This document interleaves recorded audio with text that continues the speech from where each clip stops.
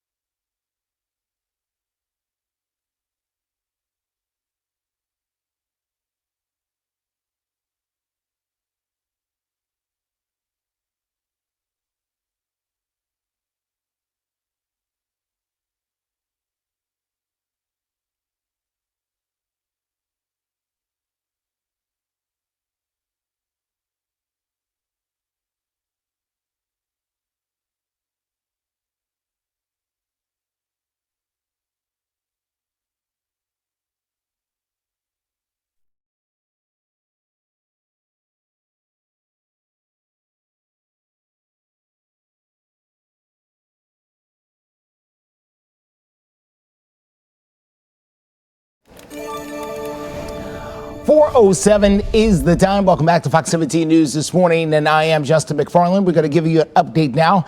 In Operation Crime and Justice, as Murfreesboro police say they have now arrested the man they claim passed himself off to be a police officer in order to steal from a woman who is blind. Now, this arrest happened out in Murfreesboro. They have arrested 23-year-old Ishmael Shekels. They say he stole hundreds of dollars from that blind woman there in Murfreesboro. They did so after that woman tried to get inside of the home, saying that he was a police officer. That is the reason why he was able to get into the home so easily. After that, he came inside, is accused of stealing a pickup truck, snatching a woman's purse at Walmart. Police are still looking for another man in this case, and they are glad that they got this particular person off the streets at this point. In other news this morning, a scary situation for one Franklin firefighter who fell through a floor and became trapped while fighting the fire. Now, it happened on Wednesday night in the Royal Oak subdivision. This is body cam footage from the police department on the scene. The department says several firefighters were actually battling the blaze in the kitchen of that home when that kitchen floor collapsed. It ended up trapping one firefighter. Now, a lieutenant from the fire department got over and was able to rescue that firefighter by pulling him out by his air tank. The fire chief says that the firefighter only had minor injuries and will recover. Investigators are now working to identify what caused that blaze. Let's get over to Greg.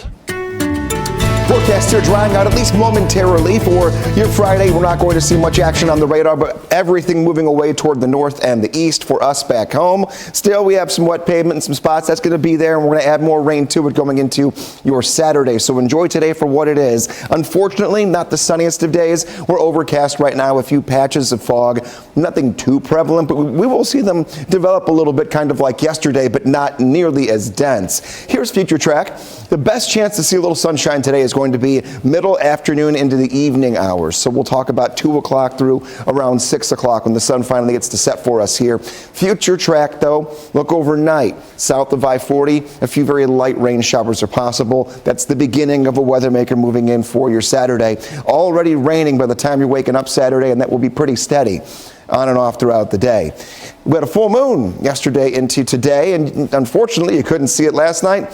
You're not going to really be able to see it tonight either, so you got to wait till next month's full moon. But just know that eventually by the end of the weekend you'll see the moon starting to shrink a little bit, but right now we're just not going to get it this time around. Upcoming precip chances Saturday into Sunday, and then we're going to cut off the rain for a while. This will be our first week where we're going to go Monday through Friday without being in code red for either wind, snow and ice, or rain since the beginning of the year.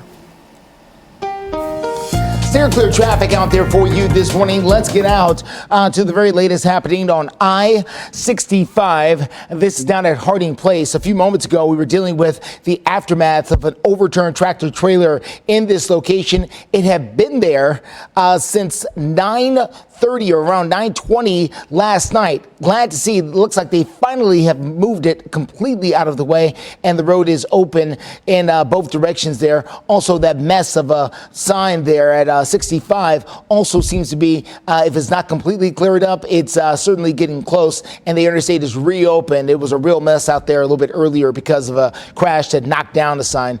Things over near the airport also looking smooth there this morning. I-40 at Donaldson Pike. We'll continue to watch things for you, but so far so good, especially after a very busy night out there on Nashville area roads. In a few minutes, I'll have more on lawmakers' reaction to Governor Bill Lee's tweet on the border crisis. Plus, the price of the American dream in Tennessee is getting a little bit too high for many people. We're going to have the latest numbers and the counties that are the hardest hit.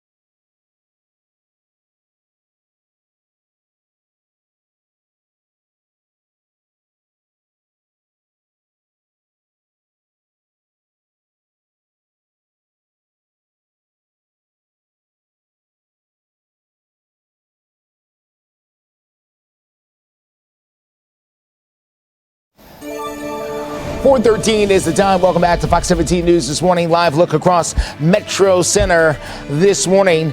Things are much calmer than they were 24 hours ago. Greg Bobus was telling us about fog and rain back in that particular period here on Thursday morning. Here on this Friday morning, things have calmed down dramatically. He's got the look at your weekend forecast coming up in the next few minutes. Before we get to that, the showdown in Texas over border security is now becoming more intense this morning. Governor Greg Abbott down in Texas is now doubling down and installing more razor wire. Now, this is after the Supreme Court of the United States ruled on Monday that federal officials could cut it down while an appeal plays out. Now, there are calls for the Biden administration to take control of the state's National Guard, which he says is currently preventing the Border Patrol agents from taking down the wire. The National Security Council says there's scenarios and plans in place to do just that. So we'll see where it goes from here. In the meantime, Fox 17 News' Karen Aguilar is getting reaction from local lawmakers, Governor Bill Lee and others, and their decision to stand behind Texas regarding border security. Karen? Well, Justin, we've previously reported that December had a record high number of over 300,000 migrants cross the U.S.-Mexico border illegally. Since then, Governor Greg Abbott is pushing back on the Supreme Court allowing federal Border Patrol agents to remove those wire barriers at the border. Governor Lee tweeted this in response. The federal government's failure to secure our nation's southern border is jeopardizing the safety of all Americans. Tennessee has always stood with Texas, and we always will. Senator Blackburn also tweeted she stands with Texas, saying earlier this week in a statement, in part, "You would think the Biden administration would use all the help it can get. Under this administration, border agents put up razor wire fences. They cut them down to make it easier for illegal immigrants to enter our country. But not every lawmaker feels that way." Take a listen to Representative Afton Bain. And I just want to reiterate that immigration is a national issue, and therefore the federal government has the jurisdiction to dictate what happens with our immigration policies. It's a national issue. It requires an overhaul of our immigration system and policy to ensure that people can arrive in this country with dignity. And the chaos at the border has much been, I think, perpetrated by the Texas government and Governor Abbott. I reached out to Speaker Cameron Sexton and House Majority Leader William Lamberth for comment, and they haven't responded yet. I also want to add that the National Security Council says that there are no plans in place at this moment to take down those wires. Reporting live in the studio, Karen Aguilar, Fox 17 News, your Code Red station. Well, let's take a look at this. The heavy rain swamping the Houston area that led to several cars being rescued just yesterday. Flooding and high water spots caused some drivers to get stuck. 5 people were rescued from the vehicles partly under the water. You can see this aerial video here, and 3 cars near each other submerged in the water on the roadway. It was not immediately known if anyone was hurt. Flooding from coast to coast here. We saw California, now Texas. Greg Bobus is here to tell us if the rain has truly stopped for now. For now, it has. No more rain for the rest of this morning, afternoon, or evening. Good. But another batch moves in tonight, and that'll take us into tomorrow. So we'll talk about that little brief dry period we've got between now and tomorrow, and what we can look forward to after we get out of the weekend. I'm going to give us a fantastic week from Monday to Friday of next week. We'll only have one more push of rain before we dry out very nicely. So dry for a day. Saturday showers will be there. Cooler nights will be ahead of us. We'll be back to wearing winter coats pretty much every morning of next week, unfortunately, but we are drying out and just monitoring for any areas that we find where we're still seeing any standing water this morning as water levels try to recede before we get up to an inch of rain tomorrow that'll come down for us. We're still all clear for code red, though. It's not going to be a code red day compared to the last several and even the last several weeks. We are monitoring some areas of visibility problems down toward Columbia, Lawrenceburg. Basically, you get south of I-40, your best chances to find some patches of fog, whereas yesterday, the areas that had the most dense fog were Nashville on north. So we kind of flip-flopped the map here for you on this Friday morning. Taking a look, bus stop forecast. Kids do not need to have the umbrella today. Temperatures very mild, low 50s. We won't even be in the 50s for high temperatures by the time we make it to Sunday and Monday. Incoming cold front. Now, rain chances as we go into the next couple of days. Again, this is for next week. Not going to see much of anything. Once Monday rolls around, you can kind of holster the umbrella for a little bit. Rain, everything has moved away from us. That first cool front slid in, didn't do much for temperature to knock us down. The next one will. Next weather makers well down to our south and our west. That's why today will be a nice dry day in the forecast. And looking at your 7-day forecast, piecing everything together, 59 degrees this afternoon. Best chance for sun up middle to late afternoon into your evening hours. 55 tomorrow with that rain beginning to slowly move in from south to north overnight into tomorrow morning. We'll dry out Sunday, and then there you go, Monday, Tuesday, Wednesday, and Thursday. No code red weather, and as of right now, not even a drop of rain coming down.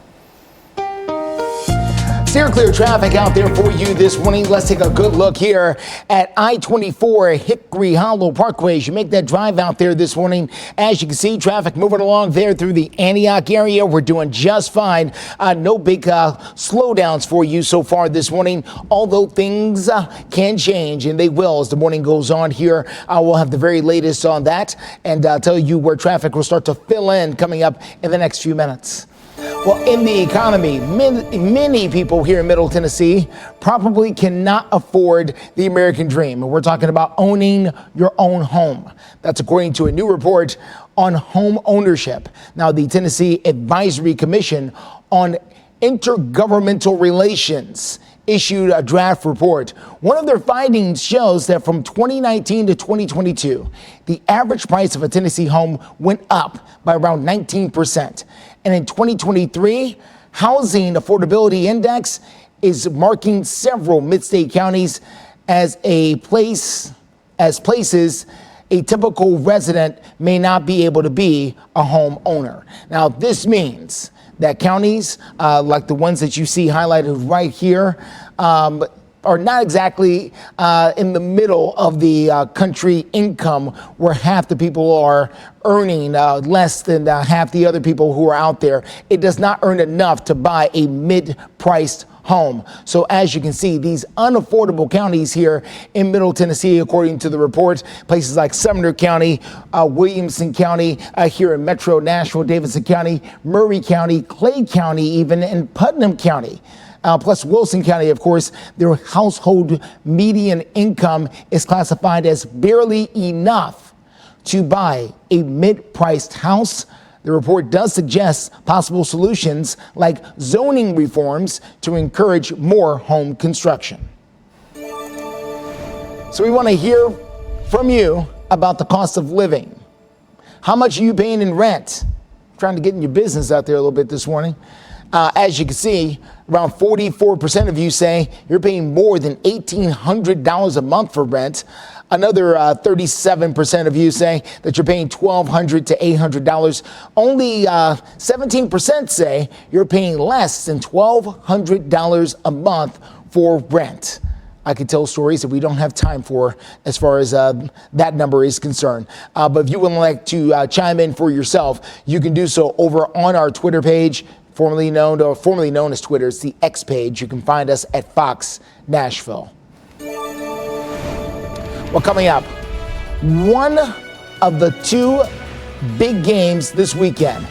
We're going to have more on the history between the 49ers and the Lions and what you can expect in the NFC Championship game. And a quick turnaround for the Nashville Predators, flipping the script on the Minnesota Wild. We're going to tell you how it all went down when we come back. Fox 17. 4:25 is the time here on this Friday morning. Looking ahead to Sunday, that is when a spot for the Super Bowl is at stake as the Detroit Lions take on the San Francisco 49ers in the NFC Championship game. Now the game will be played out in Santa Clara, California. They'll be playing at around 5:30 Central Time. You can watch the game right here on Fox 17. The last time these two teams played was back in September of 2021. Very different football world back then. The 49ers did win that game, but so much has changed. Of course, the Detroit Lions looking for their first championship since 1957. The 49ers, they've won 5 Super Bowls. Well, this week, a clutch win for the Nashville Predators as they were able to beat the high-ranked Minnesota Wild. Now, through the second period, just 1 point by the Wild, and that's when things got interesting in the third. The Preds able to catch a little fire there and scored 3 goals in the final period. The Wild didn't answer with 1, but it wasn't enough. Preds win 3-2. Big road win there for your Nashville Predators. They'll be home soon. And 426, taking a look ahead to the upcoming weekend. Today, not bad. Future track going to keep us dry through all of your Friday until you get well past sunset. Waking up tomorrow morning to a little bit of rain. Let's find that here. This is midnight tonight into tomorrow. A few little specks of some green begin to move in from south to north. And that'll be a few isolated showers that we have to work with. You'll be waking up tomorrow morning, if you're up early, to rain already beginning to take over the radar. And it will do so through 8 a.m. and then continue into the late afternoon hours. The best time for a break in the rain tomorrow will be late morning through around 2 or 3 o'clock, and then we get right back into it. Here's 7 p.m., broken line of what even could give us some heavy downpours. As of right now, we're not finding indications of thunder activity with this, but 1 to 2 inches of rain can't be ruled out. Taking a look here at Future Track for rain for the entire weekend, and most of this will come down on your Saturday, so keep that in mind. It's going to be a mainly Saturday event. 1 to 2 more inches of rain on top of what we already saw over the last 48 hours, so there could be some more standing water by the time you make your way into Sunday. How does the whole weekend end up looking? Temperature swing after that rain moves in, which will be steady, as you just saw. Sunday does look a little bit drier, and what do I mean by temperature swing? 55 degrees goes to 45 on Sunday, and then the 30s for nighttime temperature starting Sunday night into Monday. Steer clear traffic out there for you this morning. Let's get a quick look at what we're facing out there on I-24 near Haywood Lane. Right now, no big problems out there on the roads. We're doing really nicely. So far, so good in both directions there on I-24 near Haywood Lane. We were dealing with some earlier drama over on I-65 near Armory Drive, where we had a sign come down. We're going to tell you more about that in a few minutes. In the meantime, though, other things happening out there look like this. This is 65 Trinity Lane on the north side. Also looking really nice so far for you this morning. We'll continue to watch things on the road as they progress. A Nashville actress on Capitol Hill yesterday sharing her experiences in the Covenant School shooting. We're going to have more on that coming up in a few. Stay with us. The big. You're watching Fox 17 News This Morning, your Code Red station.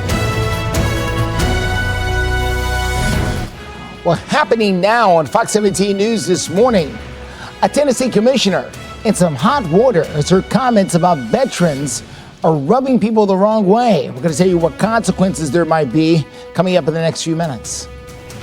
Waking up this morning to a far different looking picture than yesterday. We can actually see downtown Nashville. A few pockets of some fog, but the bigger story becomes weekend rain timing for any of your plans, and we'll go through it. Steer clear traffic out there this morning. This is I-24 coming through the Laverne area. Right now we're doing fine out there, but we did have some drama on the roads overnight. We're going to tell you more about that coming up here in the next few seconds. Thank you for joining us here on Fox 17 News this morning. Congratulations, you made it to Friday. I'm Justin McFarland.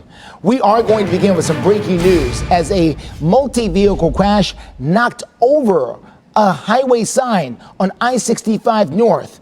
Let's take you to the scene there. You can see the picture from overnight. A large number of emergency responders on that scene.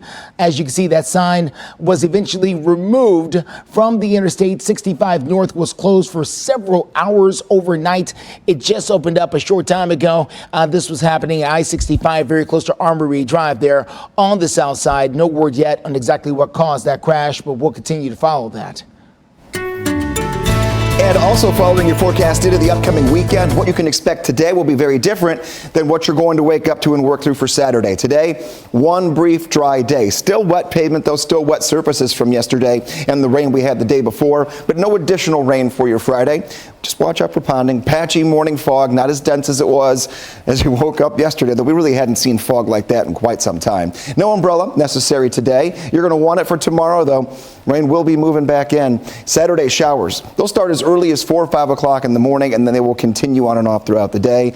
Best chance of seeing the dry period is not going to be until about noon, and will only last a couple of hours. So keep that in mind if you're trying or have to get out the door tomorrow to get anything done. Cooler nights are ahead of us. By the end of the weekend and into next week, we're back to the 30s. So it's not going to be comfortable by any means, but it will it will be a little bit of a shock to the system, definitely compared to the 50s and 60s we've been having overnight the last week.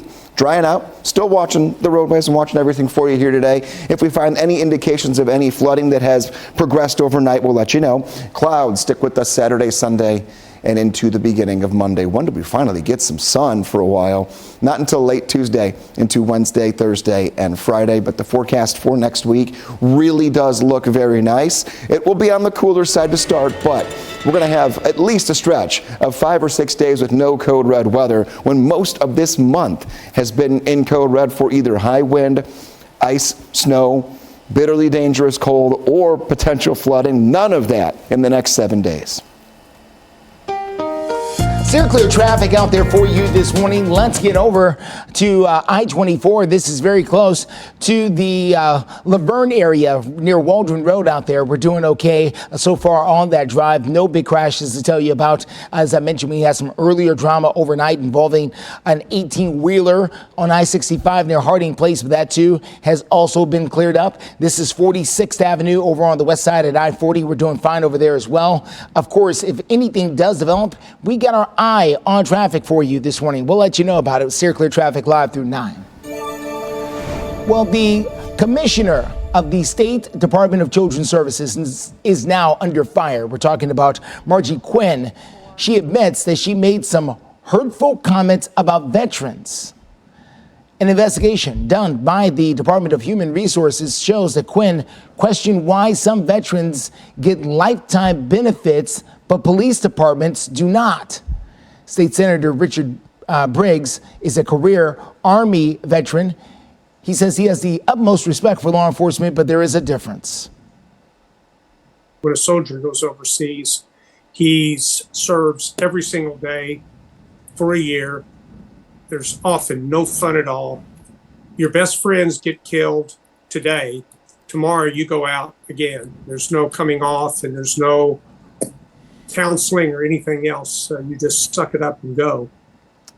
Senator Briggs has a scheduled meeting with the commissioner for next week. Fox 17 News did receive a statement from DCS yesterday saying Quinn deeply regrets her comments and promises to do better in the future. Nashville-based actress Melissa Joan Hart on Capitol Hill yesterday talking about gun reform. Now, Hart told members of Congress she was driving by the Covenant School the day of the shooting and saw children running across the street. She stopped to get them to safety. Hart says that she always defended the Second Amendment, but these school shootings have changed her mind about the issue. I used to believe that you couldn't mess with the Second Amendment because that's a threat to our freedom as Americans. But now I can say that we are not free as long as weapons of war are allowed in the hands of untrained, unchecked citizens. We are not free if our children are forced to practice lockdown drills at school and at church. And we are not free if we have to live in fear. Now, Hart says if Mothers Against Drunk Driving can get laws changed, then gun reform should be no different. Opponents of gun control say mental health should be the focus. If you would like to get more local reporting on big stories just like this, you can get it delivered right to your inbox each and every morning by signing up for our daily newsletter. You can do so at our webpage, fox17.com. Well, coming up, the head of the WWE is now facing a lawsuit. We're going to tell you the allegations against Vince McMahon. And a historic church has collapsed in the Northeast. We've got more on the dramatic video and the huge response. Fox 17 News Code.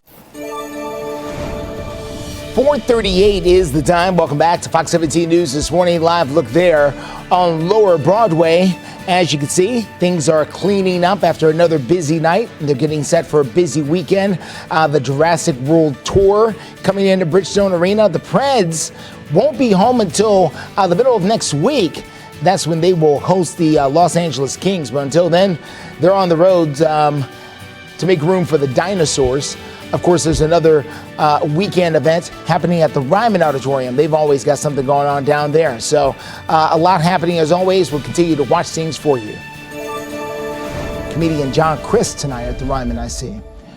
Well, the head of the WWE, Vince McMahon, is accused of sexual assault and sex trafficking. This is thanks to a brand new lawsuit. Now, a woman who used to work for Vince McMahon says that he pressured her into a sexual relationship and directed her to also do the same with other men in the company. She says that she reached a non-disclosure agreement with McMahon for around $3 million in 2022, but that he only paid her $1 million. McMahon was investigated for payments to multiple women over sexual misconduct and allegations. In a statement, Vince McMahon, through a spokesperson, says that the lawsuit is, quote, repelled with lies. Has a lot of lies, according to Vince McMahon. So we'll see where this goes from here. Let's take a look at a church in New London, Connecticut. It has partially collapsed. There are no immediate report of injuries, although crews are researching with dogs to make sure that no one was inside. It's not immediately clear exactly what caused that roof to come down. According to the First Congregational Church's website, it's been part of New London since the mid-1600s. But now a part of that church steeple has collapsed. Sad to see it go there. Yeah. Let's get over to Greg. A look at your forecast here as you prepare for your weekend. Lots of things have happened this week, and now you just want some time to get out and maybe enjoy being out in the weather and not have to look out your window and just sigh. I'm going to give you some good times. Lunchtime today, good time to get out. Fairly cloudy, keep that in mind. It's not going to be it's not going to be a completely sunny day, but it will be a completely dry day. We'll be in the middle to upper 50s, 11 o'clock all the way through 1 p.m. Drying out here the best we can before some rain moves in late tonight into tomorrow. Future track, showing you that right now. Best chance for a little bit of sun today, if you want to peek outside for a little bit, is going to be between about 3 p.m. and 6 o'clock. And then we roll the clouds back in overnight with that cloud cover by as early as tomorrow morning at 4 a.m. We're back into it again. We're bringing in more rain. Unfortunately, that's going to be the case for most of your Saturday on and off. So we're not going to get to see what we had the peak of yesterday. January's full moon, by the time we get to Monday and Tuesday when we have a clear sky at night, will no longer be a full moon. So we'll catch the next one around near the end of February. Still clear traffic out there for you this morning. Let's get to it at I-65 at Wedgwood Avenue there on the south side. As you can see, traffic moving along. We're doing okay. Lanes are open in both directions, so no slowdowns to tell you about. This is after a very busy night in that area for certain. After we had a sign knocked down across the interstate. They had the interstate tied up for hours. We also had a tractor trailer overturned not too far from here. All of that is now clear. In a few minutes, I'll have reaction from lawmakers who weigh in on Texas' decision that declares a right to self-defense from the influx of migrants. And big questions about prescription drug prices. We're going to tell you what lawmakers want to ask company leaders in regards to this issue. We'll be right back. Watch Fox 17 News at 9.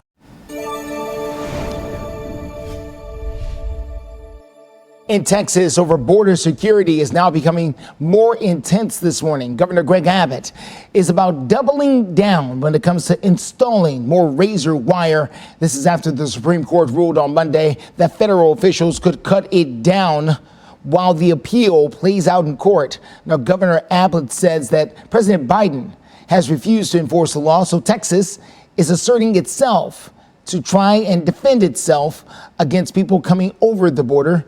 He says that supersedes any federal statutes. Well, as Texas is pushing back on the Supreme Court, a decision to allow the Federal Border Patrol agents to remove the wire barriers there at the border is now happening here at a pretty dramatic clip here. This is following the record-breaking number of migrants crossing the border for the month of December alone. And now local leaders are reacting. Let's get over to Fox 17 News, Karen Aguilar. She's going to tell us exactly what they're saying about this. Justin, with the majority of our local leaders being Republican, the overall sentiment of lawmakers are that border security is a priority. Many lawmakers are standing with Texas's decision, including Senator Marsha Blackburn and Governor Bill Lee. Other Tennessee leaders also responding to Texas's decision, like Representative Fazzone, who took to the House floor yesterday. Take a listen. that doesn't speak for me. That doesn't speak for the 60,000 voters in my district in Nashville, as well as I'm sure a lot of Tennesseans across the state, especially districts that have large immigrant populations. So, I hope that moving forward that they recognize that it's inappropriate, and I hope to see them, correct course. That was actually Representative Afton Bain, but in reference to Representative Faison, he took to the House floor and mentioned that he stands with Texas, just a sentiment that many Republicans are sharing. And as you just heard, Representative Afton Bain says that that's not what the viewpoint that she shares. Now, I have also reached out to other local Republican representatives and have not heard back yet. Reporting live in the studio, Karen Aguilar, Fox 17 News, your Code Red station. All right, thank you so much, Karen. We appreciate it. Well, the CEO of two pharmaceutical companies could be forced to explain exactly why they charge much higher prices for drugs in the United States compared to other countries. Now, the Senate Committee on Health, Education, and Labor and Pensions met in Washington, D.C. yesterday to discuss the decision to vote on this particular subpoena for the CEOs of Merck, Johnson & Johnson, and other companies. According to the release from Vermont Senator and Committee Chairman Bernie Sanders' office, the companies previously refused an invitation to appear before Congress about the high prices of prescription drugs. And that is the need to take on the extraordinary greed of the pharmaceutical industry and to substantially lower the outrageously high cost of prescription drugs in America. On that, the American people are united. The subpoena vote is scheduled for January the 31st. If authorized, the subpoena would be the first subpoena issued by the committee since 1981. NASA's historic Mars helicopter has now flown its last flight. Now, new images do confirm that the helicopter was damaged during its 72nd flight on the Red Planet. NASA says that the helicopter proved that powered, controlled flight is possible in other worlds. It is nearly 3-year life on Mars. It passed expectations, according to NASA officials. The helicopter was only expected to perform 5 flights over 30 days. And as I mentioned, it got to flight number 72. Not too bad. Overachieving on the Red Planet. Yeah. Just a little bit. Hopefully you can have a similar weekend. You can overachieve this weekend. Will the forecast help you out with that? Let's get to Greg. Yeah, let's find your dry hours, because we have been just deluged with rain the last 2 days. We'll find some good times to get out and run the errands, go to the grocery store, or just get out of the house in general and get out of that cabin fever scenario you might be in over the last 2 weeks. We always watch this every week as well. It comes out on Thursdays. This is brand new information as of 24 hours ago. Our drought monitor that shows us the areas that need the most upcoming precipitation. And one of those, unfortunately, is still our southwestern communities. However, we did get some decent rain that moved in over the last 48 hours, so the next update of this might put a little bit of a dent in the drought. How do you tell who needs the rain? The hotter the color on the map, the more rain we need. This red area used to expand all the way, though, up toward Nashville, Lebanon, Cookeville, and even as far east as McMinnville. So we've tapered it down a little, but we do have some work to continue to do to get this situation back to near normal here this year. Taking a look, rain chances are not going to be there all of next week. However, we still have the standing water that is there, and we're seeing potholes everywhere popping up. How did they form? Well, the road weakens throughout the entire year, typical wear and tear. We've got a lot of traffic, cracks begin to form. Then you start getting these big pushes of rain where it sweeps through and it goes into those cracks. It goes underneath the ground, as you can see right here. And then what happens here, this is the key, you get freezing temperatures. What happens to water when it freezes? Kind of like your ice cubes in your ice cube tray. It expands. When that happens, it pushes the ground up. When it melts, everything sinks back in. And now we're talking pothole city here. I saw a couple even just driving about 10 minutes coming from the TV station, just going back home yesterday. So be careful. Watch for them this morning. Circular traffic for you this morning. Let's get out to the very latest happening on I-40 near Broadway. This is over on the West Loop. As you can see, traffic moving along just fine. No big problems out there this morning. Thankful to see that.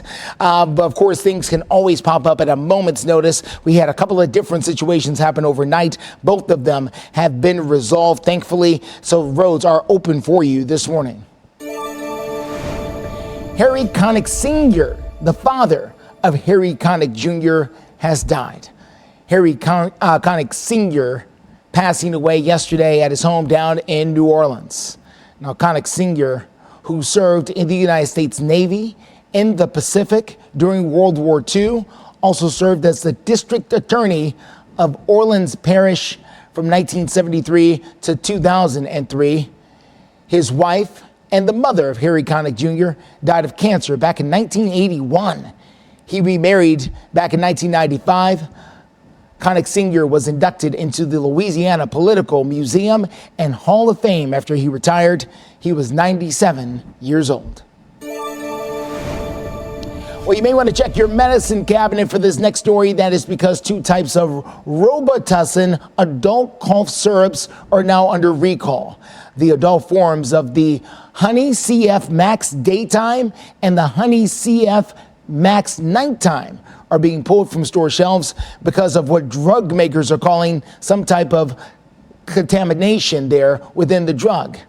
Now, the FDA says anyone taking the product should stop doing so immediately because it has cause for major complications for people with immune problems.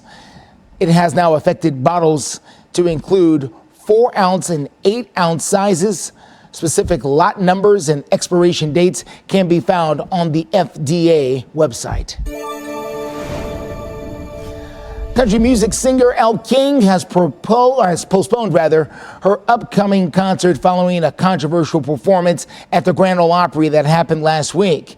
Now, King was scheduled to perform today in Fort Worth, Texas, but the venue announced that the show has now been rescheduled to September 21st. The venue did not give an exact reason for the change, but it follows backlash over King's performance at Dolly Parton's 78th birthday just last week. King reportedly forgot the lyrics to one of Dolly's songs and used profanity and told the crowd that she'd been drinking. She has now made a public comment on that particular incident. Well, coming up, we're going to tell you what one worker did for travelers while trying to fight the snow out there. We're going to take you to the tarmac. Plus, a rare Star Wars movie script is now on the auction block, and we're going to tell you why the Force was with the right person who might be paying for it. We'll be right back. This Fox 17 this morning. 4:56 is the time. Welcome back to Fox 17 News this morning. Live look there along Lower Broadway. As you can see, things are fairly quiet out there this morning. I don't think they've even cleaned the streets yet. Looks like everything is fine. We're going to have the very latest on your forecast, plus anything else happening for your weekend in downtown Nashville or beyond. Where an airline worker in Rochester, New York, puts on a show for flyers. Talent on the tarmac, some people are calling it. Take a look here. Video from Rochester International. It shows a New Jersey worker putting on a bit of a show, I believe, there. In the middle of the wintry mix, the worker can be seen using the batons like a bat at times, then riding in the snow, and then just twirling them around. You got to do something to keep. I think he's not putting on a show. I think what he's doing is trying to keep warm. Yeah, there you go. Yeah, yes. Now, is he picturing himself in the batter box? Absolutely he is. Is he at Yankee Stadium or, Citi Field or wherever he wants to be? Yes, he is. But ultimately, he's trying to stay warm. I'm telling you now. That's the goal. Let's get to Greg. I can imagine being on that plane and going, I hope this guy's not actually making me try to take off like this right now. But that would be fun just to see out the window while you're waiting to taxi and get moving. The weather story for today is dry for a day. We're going to have some Saturday showers that begin late tonight and they'll go into tomorrow. A good portion of your Saturday going to be on the rainier side for us, unfortunately. We have cooler nights that are going to be ahead at the end of the weekend into next week. So the big story is what gets us from here to the cooler temps. It's right there. Cold front moves in. That does bring in a little bit of rain. I'll tell you right now, though, it's not a code red day. And for the first time this calendar year, we're going to have a week's worth of weather, starting on Monday especially, where we don't have to worry about using the words code red, put the red lights on, or track any inclement or dangerous weather. So that's all good news for us. We're going to look at all of that, your 7-day forecast, and get you through your hour-by-hour weekend forecast coming up in just a few moments.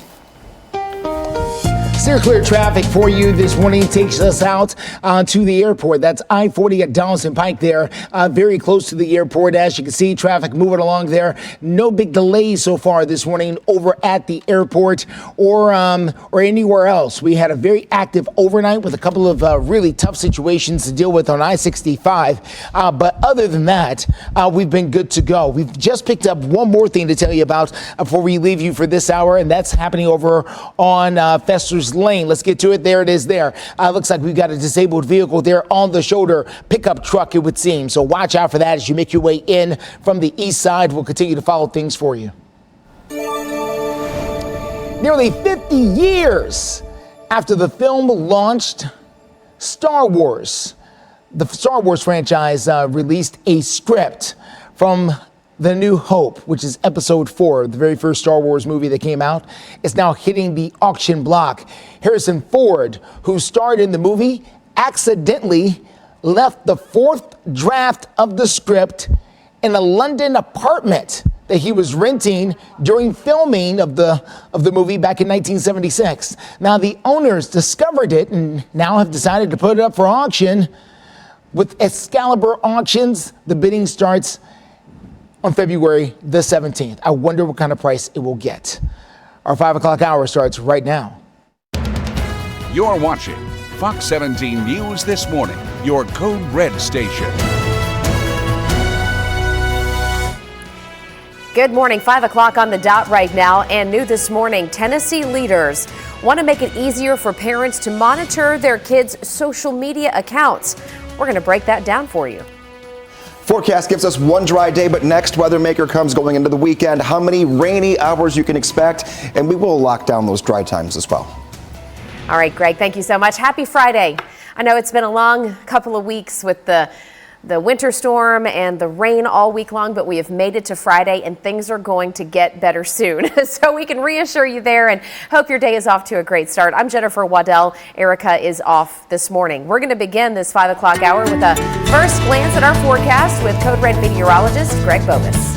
Taking a look here, and this is a very interesting forecast when it comes down to the fog this morning, where we do have some that is out there, but it's not nearly as dense as it was when you were working and waking up to go to work yesterday. Visibility tracker showing us no alerts or advisories this morning. You get down south of I-40, Lawrenceburg, Tullahoma, Columbia, or even think, just riding 65 north from the Alabama state line. That's where you're going to catch some fog this morning. The areas that had it yesterday, far less prevalent, which is good news there. In the forecast, I want to give a lot of time to our 7-day right here because we're gearing up for a weekend. We have had almost 3 straight weeks worth of code red weather for all kinds of issues. We do have rain. It will move in late tonight into tomorrow. When it does move in, it'll be fairly steady at times and even heavy at times. 1 to 2 inches of rain cannot be ruled out. We'll go from 59 degrees today to 55 tomorrow. Not a big drop off in temperature, but that rain is attached to a cold front. It's going to go from 55 to 45 on Sunday. Most of our Sunday will be dry. Most of our Saturday will be rainy. Noon to around 4 p.m. Best chance tomorrow that we see the rain break up a little bit before it moves back in during the evening hours. Look at Monday, Tuesday, Wednesday, and Thursday, though. I almost want to replace the little sun icons with just smiley faces because we're going to have our first full week, Monday through Friday, without code red weather so far this year. Nighttime temperatures will get cold again, back in the 30s, but overall, the general speaking picture here is this is one of the more calm 7-day forecasts we've had since New Year's Day.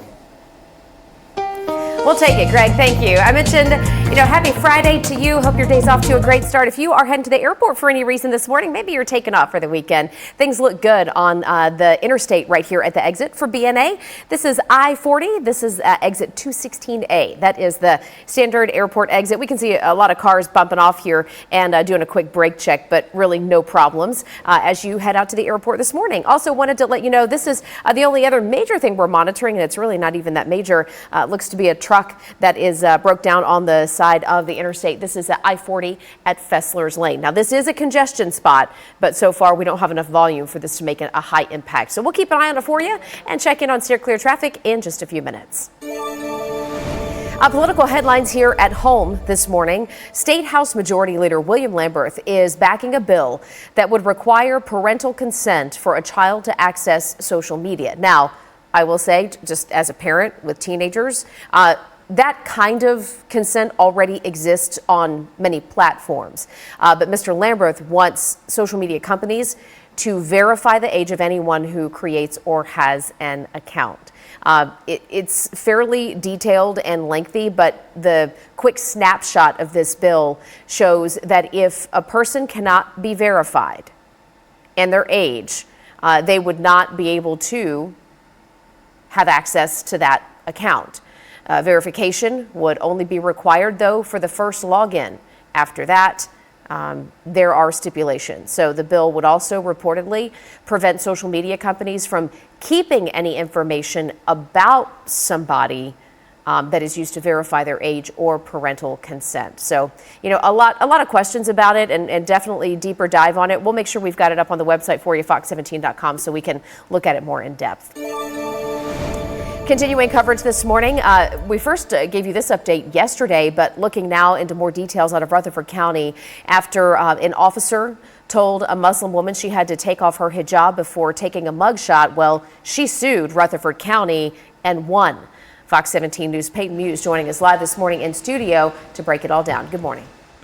Good morning, Jen. Now, this happened last August when Sophia Johnson says she was shopping in Wilson County for her daughter's birthday supplies when an officer pulled Johnson over originally for having her taillight out. Now, Johnson says the officer told her she also had a 2017 warrant out for her arrest in Rutherford County for failing to appear in court for driving with a suspended license. The county agreed to pay Sophia Johnson $100,000 after workers at the jail removed her hijab during booking for a minor offense. Now, that charge has since been dismissed. Now, Johnston is a devout Muslim woman, and they believe that only their immediate family should see their hair. It's a big part of my faith, my religion. It's something that's within our Quran. It's my identity. It's my freedom. As well as it's been my protection. Also included in the lawsuit settlement, better training for jail workers when it comes to religious beliefs. And the county also agreed to delete Johnston's booking photos and videos where she was shown without wearing her hijab. In studio, Peyton Muse, Fox 17 News, your coded station. It's 5:06 right now. A person who police say pretended to be an officer now arrested. We'll tell you who police are still looking for this morning. And a firefighter pulled from a dangerous situation. We've got the video from the cameras there on scene, and we'll share more of this, plus how this all ended in minutes. This Fox 17 this morning.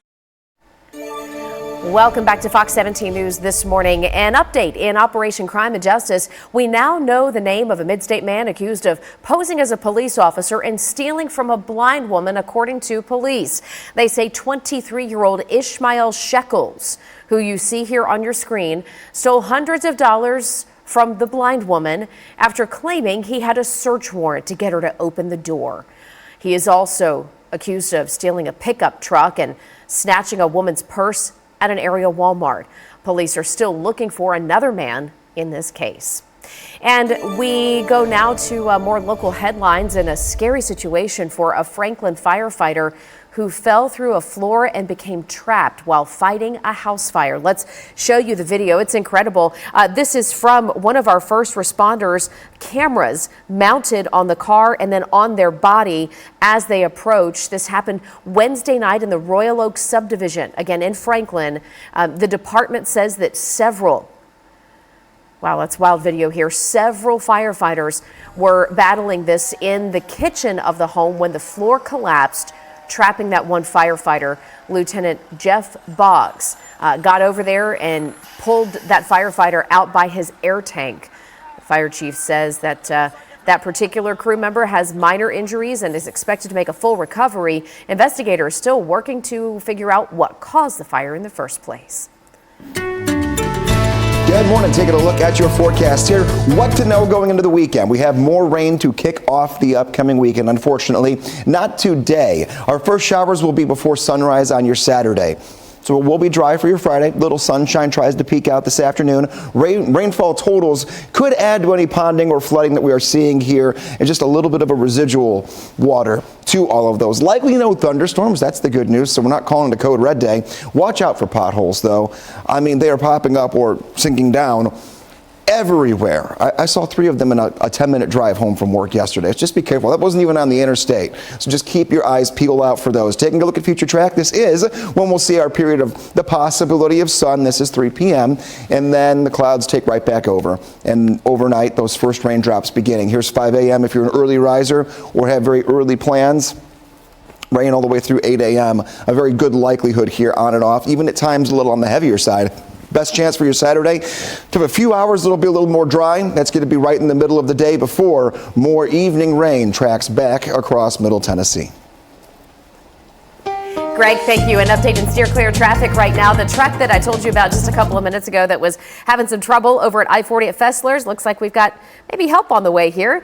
Someone else has pulled up behind him. I want to use this opportunity to tell you about something I saw yesterday on our interstates. I-24 leaving Nashville between Old Hickory Boulevard and Whites Creek Pike. Okay, that's between Nashville and Jolton. I saw between 8 and 10 cars pulled over on the side of the shoulder. All of them had hit potholes on I-24. So please pay attention out there. There are several potholes out there that will absolutely leave you stranded with a flat if you run through them.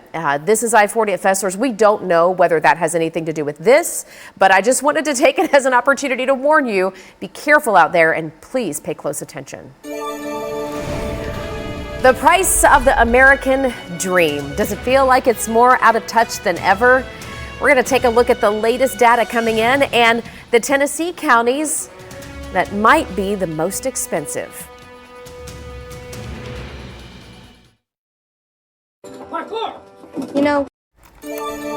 Welcome back to Fox 17 News this morning. 5:14 is your time and a live look over at Nissan Stadium, home of our two-tone blue, which now has a brand new coach. In case you missed it yesterday, Brian Callahan officially introduced as the new leader of the Titans, and we're going to hear more about what happened yesterday and now how we're going to look forward to the future for the Tennessee Titans. Right now, though, we have local leaders weighing in on the border crisis in Texas. It's been said that every town is now a border town, but we're focusing on the southern border with Texas now as Governor Greg Abbott there is doubling down and installing more razor wire. This after the Supreme Court ruled Monday that the feds could come in and cut down razor wire while an appeal plays out.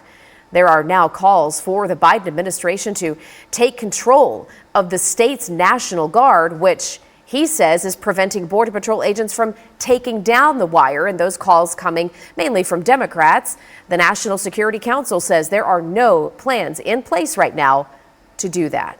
Our Fox 17 News reporter Karen Aguilar giving us that local reaction right here in the mid-state. We're going to begin with Governor Bill Lee's decision to stand behind Texas. That's right. Well, first, Jen, I want to say that we previously reported that December saw a record high number of migrants crossing the U.S.-Mexico border. But since then, Texas Governor Greg Abbott is pushing back on the Supreme Court's decision to allow federal Border Patrol agents to remove those wire barriers at their border.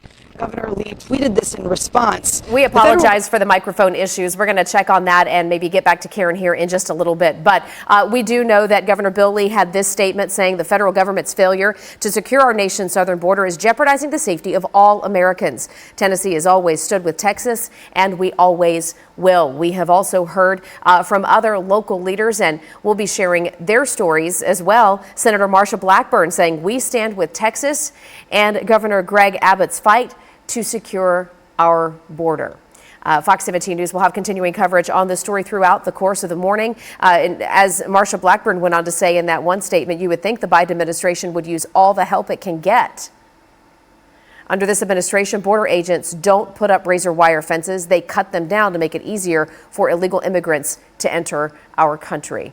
Obviously, not every lawmaker feels this way, and we'll be sharing more of that here coming up on Fox 17 News this morning. At 5:17, take a look at this. Heavy rain swamping the Houston area. Lots of swift water rescues, people stranded in and on top of their cars in the Houston area. You can see in this aerial video, those people did not turn around like they were supposed to. You hear us say it all the time, turn around, don't drown. And we had a similar case in California that we just showed you yesterday morning. So as we still have rain in the forecast here at home, that quick reminder, if you see roads that are washed out, you're not sure where the road is or where the bridge might be, don't cross that area. Please don't. We don't want to end up having you in one of our traffic reports in the morning, gridlock in the whole city, and it's dangerous. It is so, not just for you, but it's dangerous for our first responders. You know, there are states in the country, Arizona is one of them, where we used to live. They enacted the stupid motorist law. The stupid motorist law. Where if you drive into a flooded area that is, you know, cordoned off, and first responders have to come rescue you, they will fine you for the cost of having to do that because you put those first responders' lives at risk. And I like the name of it too, because it's true. Mm-hmm. It's just true. That's what they So call it. that's the name of the game this morning. No additional rain, but look at the bullet points I've got here for this morning. There is still some ponding. The roads are still wet in some spots. Like we've been talking about the last 20 minutes, potholes everywhere. No umbrella for today, but just be careful driving around. Just because we don't have any active weather right now doesn't mean that there might not be a few things that could get in your way as you're heading out the door. Visibility tracker, not looking like it did yesterday by any means, but if you're south of I-40, there are some areas of some more dense fog that have popped up this morning. Nashville on north, pockets, but not widespread like it was yesterday where we couldn't see anything pretty much anywhere. Taking a look at rain chances, not much to worry about from the daylight hours of today, but overnight tonight into tomorrow morning where those bars go up, and the yellow one especially right near 5 o'clock in the morning, that's when the rain will be a little more prevalent in the forecast for us. Everything pulling away from yesterday, but here's our next weather maker. We're going to go right along and track right up through the mid-state, and it's going to be a good entire Saturday worth of some rain. Not every single hour, but every hour of Saturday has that potential to work into some showers and pockets of heavy downpours. Steer clear traffic out there for you this morning. Let's take a good look at what we're dealing with out there at This is going to be I-40 over at Fester's Lane. As you make that drive in this morning, we've got a disabled pickup truck sitting here on the shoulder. Another car stopped by recently, did a little visit. Not sure exactly what came of it, but they've moved on here. Still waiting for either TDOT, which normally gets really rolling here in the next few seconds, or of course Metro Police to come along and help out this driver and see what's going on. The road is partially blocked here, so if you're speeding along, if you're not paying attention, this is the kind of thing where you can clip your car very easily if you're not paying attention. Heads up out there on the east side. Justin, thank you. 5:20 is the time right now. Taking a look in the economy this morning. A lot of Middle Tennesseans feel like they just cannot afford the American dream of owning a home. That is according to a new report on home ownership. So let's dive into it, see what it has to say. The Tennessee Advisory Commission on Intergovernmental Relations. I know that's a mouthful, but this committee issued the draft report, and one of their findings shows that between 2019 and 2022, the average price of a Tennessee home went up 19%. We know this. I mean, that was the surge during the pandemic. 2023's Housing Affordability Index marking several mid-state counties as places where, the average person just may not be able to afford a home. That means that in these counties, people in these areas that are highlighted right here essentially would not be able to afford a home. So let's take a look. We've got Murray, Williamson, Davidson, Sumner, Wilson, Putnam, and Clay County. All right, those would be considered relatively affordable, but the household income is classified as barely enough, just barely enough to buy what's considered a mid-priced house. Now, the report does suggest possible solutions like zoning in on reforms to encourage more home construction, but we got a lot of that. And one of the things to look at here, so if you're somebody who's maybe thinking about buying a house for the first time, you know where you might want to look? You might want to look at Cheatham County. You might want to look at Robertson County. Look around. I mean, there are plenty of counties that border Davidson County that are much more affordable. We'd love to hear from you about the cost of living here in the mid-state and how much you're paying in rent. So obviously the difference between renting and home ownership, but when it comes to folks who are renting here, 44% of you say that you have rent that is more than $1,800. 37.9% say that the rent is between $1,200 and $1,800. This poll is live. It is active right now. If you go to twitter.com, search Fox Nashville, you'll find us right there. You can take part in the poll and leave us a comment. Metro City Council wants to deliver a message to state lawmakers when it comes to school voucher expansion. We're going to tell you why some say the City Council has no role in education decisions. I was stuck. 5:25 is the time, and all week long, Tennessee Governor Bill Lee has celebrated something that he's calling School Choice Week. He's trying to expand the state's school voucher program so that some parents could have more choice. That way they could use public money to send their students to private schools. Now, some school board members from across the state are afraid that this could eventually take a lot of students away from public schools. And when students leave, so does the funding. Now, Metro Council speaking up on this, but some find it strange because Metro Council has no control over school policy, not even for the city, let alone for the state. That's causing some lawmakers to ask, why are they talking about this? We already are under the voucher program. And so I'm not sure, frankly, that Nashville coming in saying don't do it in the rest of the counties isn't just kind of a signal to this legislature to do the exact opposite. And then I also think that, frankly, the 90 other counties that no longer, that are not part of this program, should be speaking for themselves. This body funds Metro Nashville Public Schools, with the state and federal sources contributing about a quarter of that. If our state is embarking on a policy of defunding public education, over time, eventually this body, Metro government's going to have to make up the difference. That's a matter of central concern to the taxpayers and people of Nashville. Public funds belong in public schools. Now, the resolution did pass Metro Council, and it will go on, not really go on to the state. The state was going to vote on it anyway, but it's going to happen a little bit later this year when this bill goes before state lawmakers. We are just knocking on the door here, getting toward the weekend, and let's take a look at what we have to expect between now and the end of the weekend. Today, no rain.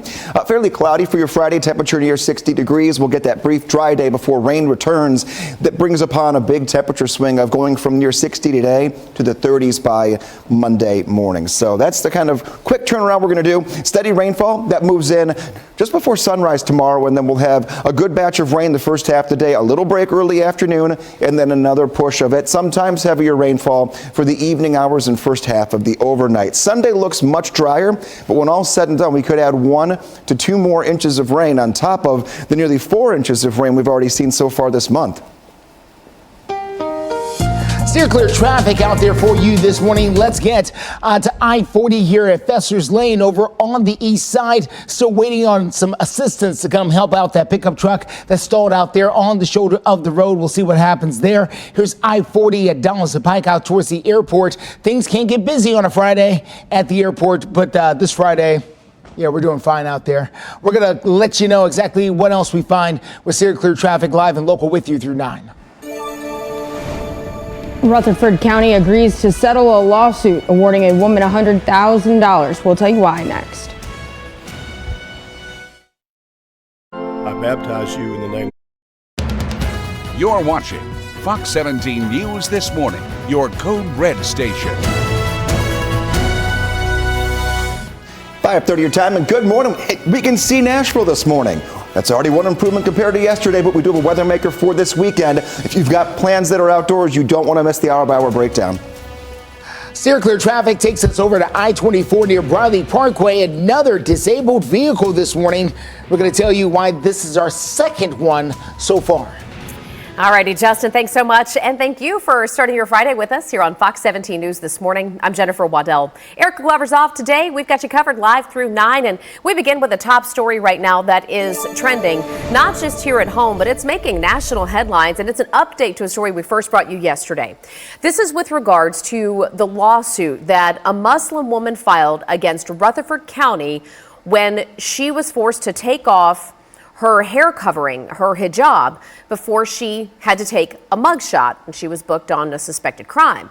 Well, Fox 17 News' Peyton News joining us live here in studio with, kind of the backstory here, when this all happened, how we got to the point now, and then Peyton, the changes that are going to have to be made in Rutherford County as a result. That's right, Jen. Now, Sophia Johnston won the lawsuit. The county agreed to pay her $100,000 after jail workers removed her hijab during this minor offense booking that I'm going to break down for you. Now, Johnston says she hopes that this empowers others. This happened in August last year when Sophia Johnston says she was shopping in Wilson County for her daughter's birthday party supplies when an officer pulled her over for one of her taillights being out. Now, Johnston says the officer told her she also had a 2017 warrant out for her arrest in Rutherford County for failing to appear in court for driving with a suspended license. Now, that charge has since been dismissed, and Johnston is a devout Muslim, and Muslim women believe only their immediate family should see their hair. What happened to me already happened. It was something that was very traumatic, and it did a lot. But winning it, to me, it feels like I'm not just a voice just for myself, but it's giving a voice to all religions, to let them know that it's okay to practice your religion, stand up for your rights. Now, Johnson says she hopes, again, this empowers others, and also included in the lawsuit settlement, better training for jail workers when it comes to religious beliefs. And the county agreed to also delete Johnston's booking photos and video where she was shown without wearing her hijab. In studio, Peyton Muse, Fox 17 News, your coded station. Good morning. Let's take a look at the forecast here. You made it to Friday, and we've had a couple of weeks here worth of having to get through quite a bit just to get to the weekend, and this was one of them. Waking up here to still seeing a little bit of standing water in some spots, but no additional rain today. Saturday showers absolutely are going to be in the forecast that we'll track for you momentarily. Cooler nights will be ahead of us after that rain moves in. We'll go back into the 40s for a few days for afternoon highs. Right side of your screen, we're still warmer than that in some areas to kick off this morning, so there will be a downtick during the nighttime and daytime temperatures. We're trying to dry out for one brief day, still monitoring for any low-lying areas where water is still stacking up after all the rain that we had. So if we pick up anything here, we'll let you know. Kids don't need the umbrellas today. We'll be in the low 50s at the bus stop, so that's good news. Nice little change, easing our way into the weekend. However, if you do have Saturday outdoor plans, and I mean Saturday morning, afternoon, or evening, you're going to want to see Future Track in 5 minutes, because chunks of all three of those time periods could work through some heavy rainfall at times. Steer clear traffic out there for you this morning. Let's get to the very latest happening. This is going to be 24 at Briley Parkway as you make that drive in and around the Antioch area. Antioch, South Nashville is where we're talking about. Not one, but two vehicles here on the shoulder. So far, haven't seen exactly what's landed them over there, but hopefully they can get the help they need very soon. Also watching this is I-40 near Fester's Lane. Already seen one car make a sudden stop right here a few seconds ago because I don't think they saw the car is still hanging out in the lane here partly. So watch out as you come cruising down, in some cases 70 miles per hour on I-40 on the east side. All right, Justin, thank you. I sure do hope it's not the potholes, but I think you and I both have sneaking suspicions that those are causing real problems out there, so heads up. Hey, political headlines this morning. The commissioner of the State Department of Children's Services is under fire. Margie Quinn admits that she made hurtful comments about veterans. An investigation done by the Department of Human Resources shows that Ms. Quinn questioned why veterans get lifetime benefits but police do not. State Senator Richard Briggs, an Army veteran, says he has the utmost respect for law enforcement, but that there's a difference. When a soldier goes overseas, he serves every single day for a year. There's often no fun at all. Your best friends get killed today. Tomorrow you go out again. There's no coming off and there's no counseling or anything else. You just suck it up and go. Well, Briggs, by the way, has scheduled a meeting with Commissioner Quinn for next week so they can talk about this.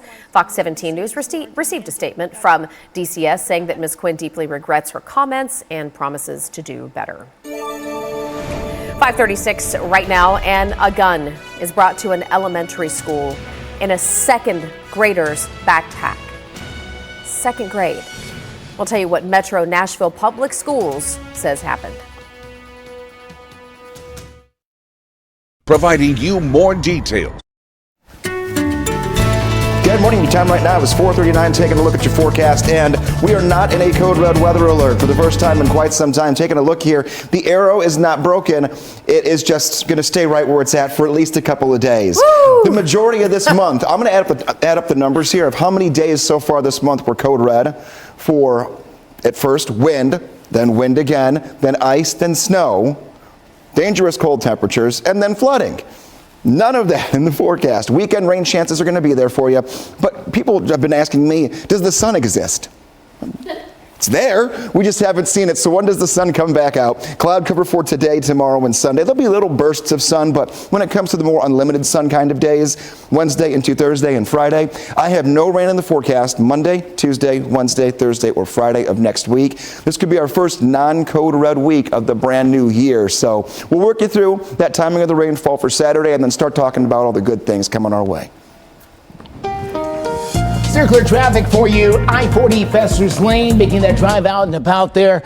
We just saw another car come to a sudden stop right here a few seconds ago and then kind of maneuver around. Again, this disabled pickup truck, it's in a dangerous spot because a little piece of it there is across that white line, and what happens is that people are driving by, they're texting or doing other things they may not notice, and the next thing you know, we've got a disabled vehicle that's turned into something far worse. So please be careful as you get out and about there. Here is I-24 near Bradley Parkway. A couple of other disabled vehicles. Note the room, everyone. They've got room on this shoulder. The other shoulder I just showed you, not so much. 18-wheeler cutting it close. Here's another one. You see what I'm talking about right here? This could be a problem if something doesn't happen soon. Justin, thank you. 5:41 is the time right now. Getting a look at some of our local headlines here on your Friday morning. A gun found in a second grader's backpack. This happened in Metro Nashville Public Schools, and school leaders say the story as to how it ended up there is that a family member left it in the second grader's backpack by accident. Metro Nashville Public Schools saying that a teacher at Bellshire Elementary found the gun in that second grader's backpack right before school got dismissed, but said the gun never posed a threat to the school. Staff secured that gun, brought it to administration, and the district determined there was no intention to bring the gun to school or to do anything with it. Hope for millions affected by hearing loss could be on the horizon. I'm Jackie Ibanez with a look at the groundbreaking gene therapy helping kids with inherited deafness hear. That's all straight ahead.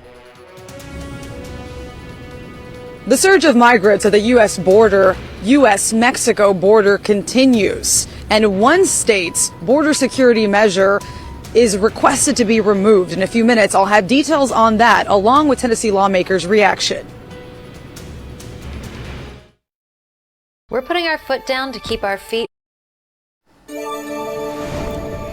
Good morning. Welcome into Fox 17 News this morning. The time is 5:45. The showdown in Texas over border security intensifies.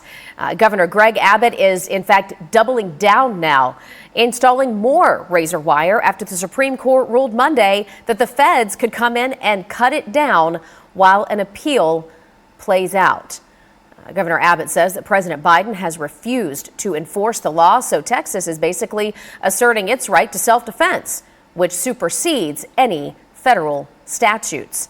It is a really hot topic, and it has fired off response here in Tennessee from our leaders. One of the lawmakers standing behind Governor Greg Abbott is Tennessee Governor Bill Lee. Fox 17 News reporter Karen Aguilar joining us live with more on our local lawmaker reaction. Well, let me tell you about a joint statement that was released yesterday, including several Republican governors who are standing with Abbott in that claim of defending their constitutional right to self-defense against the influx of migrants at the U.S.-Mexico border. Now, as you mentioned, Governor Lee was one of those governors who released that joint statement and stands behind Texas. Now, I spoke with Representative Afton Bain, who thinks differently. Take a listen.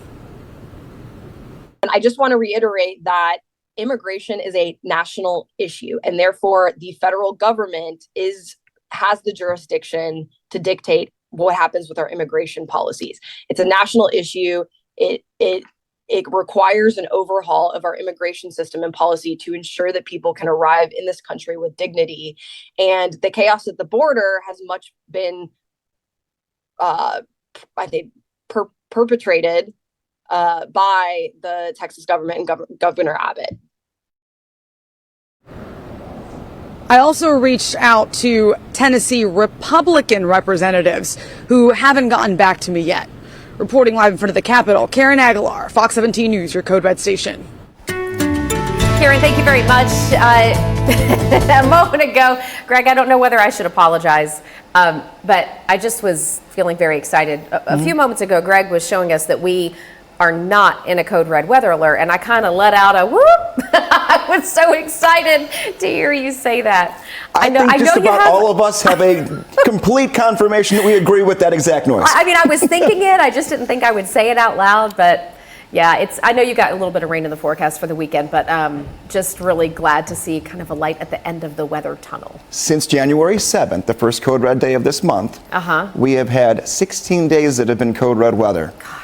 That's only out of 20. Yeah, the high winds. We had wind twice in 1 week. Yeah. Then we had the snow. Right. Then we had the cold temperatures and the residual effect of the snow. Flooding, dangerous cold. I mean, we worked through pretty much everything you could except for major bouts of severe weather. And this time of the year, we can get it. So you just take what you can get, and you hope you don't get all the rest of it. Taking a look here, there will be a little bit of rain, but yeah, it's not going to be anything that we have to worry about. We don't have any severe weather dialed up. There is a weather maker well down to our south and west. Here it is. It's going to scoot up to the northeast, and that will give us some rain starting before sunrise tomorrow. So we'll track it for you. Just know that your Friday looking pretty good. Might even see a few peaks of sunshine and hit 60 degrees right in the middle of the day.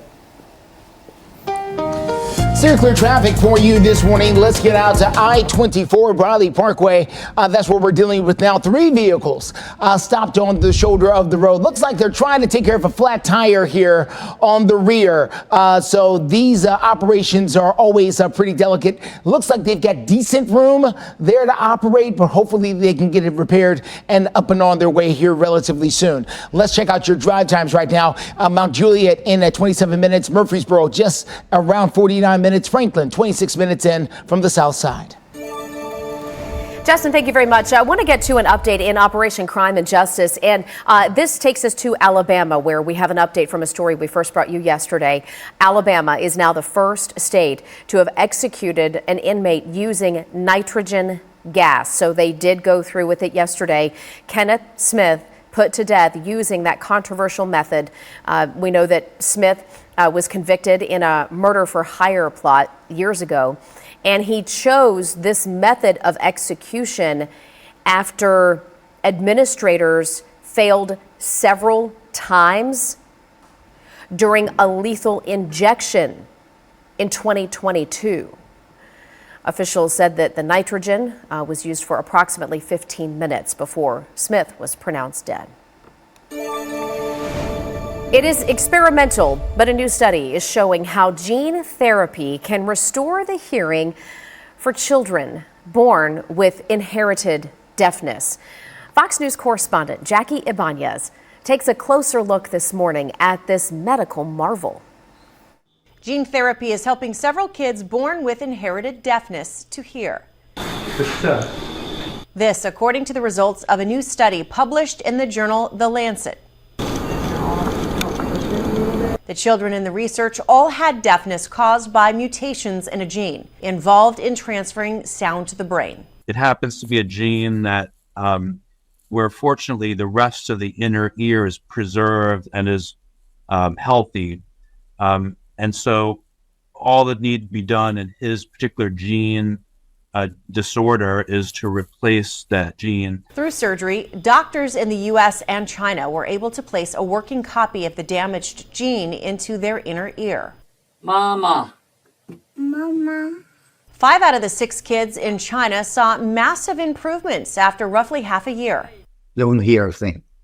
But after the treatment, they can hear and they can have a normal conversation. The Children's Hospital of Philadelphia revealing similar results in an 11-year-old patient there. His hearing is improved from a state of complete and profound deafness with no sound at all to the level of mild to moderate hearing loss. The World Health Organization says roughly 34 million kids around the globe are deaf or have hearing loss, with genes responsible for up to 60% of those cases. In the future, doctors hope to advance this research to help more kids born with inherited deafness and potentially target other genes that cause different types of hearing loss. Jackie Ibanez, Fox News. Jackie, thank you. 5:52 is the time right now. Happy Friday to you. Live look into downtown Nashville, where the Tennessee Titans now officially have a new head coach. Being introduced to Brian Callahan just yesterday. We'll share more of that impact for our Two-Tone Blue live through 9. Looking to do your countertops at 35? Hey there, welcome back to Fox 17 News this morning. Just a few minutes before 6 o'clock, we have a live look in the heart of downtown Nashville right now where all's quiet. Pratt's got a win, by the way, on the road, so that's good stuff. Hey, also, just want to take this opportunity as we see some road crews working down here to talk about potholes. They are just about everywhere, and if you're not paying attention, you're going to end up with a flat stranded on the side of the road. Looking at some updates from TDOT, Rebecca Hammonds from last night. Just last night, they were on I-65 South near Spring Hill doing some patchwork. They're going to continue that throughout the course of this day, and we're going to talk a little bit more about how they're doing it and why they're doing what they're doing live through 9 a.m. The inventor behind Disney's live-action lightsaber is being honored by the National Inventors Hall of Fame. Lanny Smoot has more than 100 patents, 74 of them he created during his time at Disney. He said he's now working on a handful of new inventions, which could lead to even more patents. The only other Disney employee to earn the same recognition is Walt Disney himself. It's pretty cool. Getting you updated this morning on some international headlines. Wildfires raging in Colombia, but a tiny animal is rescued in all that mess. Take a look at this. Fire crews are out there and they find a little baby mole. They release it to a safer area. Once they find it, it had been burrowed down into the ground there, as you would imagine. So many parts of Colombia are now seeking widespread disaster assistance after these wildfires. If you've never seen a mole in person, though, they're already very tiny. I'm not sure how they decided that was a baby, but moles themselves are so small. Very tiny, and the fact that they actually noticed that it was there, too. I know. Blending in. And all that. Tunneling. Mm-hmm. Moles are tiny. Our potholes are not. You were just talking about them. Take a look here. Here's how they're formed. We'll talk about why everything is happening and why all of a sudden, like flipping a switch, they're out there. So, all year round. You know how much traffic we have here all across the mid-state. Cars driving over and over on the same pavement. You eventually start getting natural wear and tear. You get a couple of cracks in the pavement. So that happens first. Then we get these big soaking rain events that move in late summer into the fall. A lot of that water can go underneath these cracks and pool, and if it doesn't evaporate, then it sits there. Then you get a cold snap like we had, where we had temperatures that were below freezing for 4 days. That spotlight is on the issue. All of that water begins to freeze, kind of like the ice cubes in your ice cube tray, where they get more room inside of the ice cube tray. That pushes the roadway up, and then when it melts, everything sinks down, cars drive over it, and then we get these large potholes that we've been seeing more and more almost every morning here over the course of the last 4 days. But that's just a little quick tidbit there for you of why we're starting to see them right now of all times. Steer clear traffic out there for you this morning. Let's get to I-40 at Festus Lane. This is over on the east side. You can see where they've got a pickup truck with its flashers on. Listen, just a few seconds ago, Tina was out here and they were able to nudge this car over a little bit, piece by piece. So it is no longer sticking out in the road and causing the big problems that we saw just a few moments ago. Great news as you make your way again from the east side. We're going to take a look at some other problems around town coming up in a few. Justin, thank you. Stanley Cups, surging in popularity, of course, right now, but are they safe? New questions popping up. The company now clarifying reports of lead in Stanley Cups. The ownership company for Stanley says they contain a sealing material that does use some lead, but they claim no lead touches the surface of the Stanley Cup, for what it's worth. Trending right now over on Fox17.com, a place to go if you want to just kind of real quickly get updated on the headlines. I mentioned it just a moment ago, and the #1 trending story is the new Titans era coach, Brian Callahan, bringing, quote, resilient and relentless vision to Nashville. We were there for that big announcement just yesterday, and a full recap for you is waiting right now at Fox17.com. You're watching Fox 17 News This Morning, your Code Red station. A woman who settled a lawsuit after workers at the jail forced her to take off her hijab. What she has to say about that whole situation coming up next. Our forecast here, tracking rain going into your weekend, but for the first time in a long time, the blue lights are on. No code red weather, but inconvenient rain. I'll track. Steer clear traffic for you. I-40 at Festus Lane, a disabled vehicle, and this was not the only place we've seen one of these so far this morning. We've got the very latest in a few. Good morning. How you doing? Happy Friday. Glad to be here for you for Fox 17 News this morning. I'm Jennifer Waddell. Erica's off. We've got you covered for the next 3 hours and want to get you some brand new headlines here this hour. We begin in Cumberland County. So this is over on the plateau. The director of Cumberland County Schools now confirms a teenager from out of state was impersonating a Cumberland County student and made threats against the district. The director says those online threats did not identify a specific school, but several law enforcement agencies were able to track this person down out of state and determine the threat was never credible. We're told all of those agencies worked together to make sure that this was taken care of. And that teenager who posed as a Cumberland County student and made the threats will be held accountable through law enforcement and whatever punishment they decide is appropriate.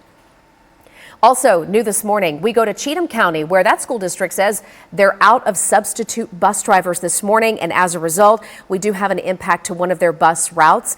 The district says that parents of students on bus route 15, again, this is in Cheatham County, if you're on bus route 15, you are going to have to get your children to school this morning and perhaps even beyond today.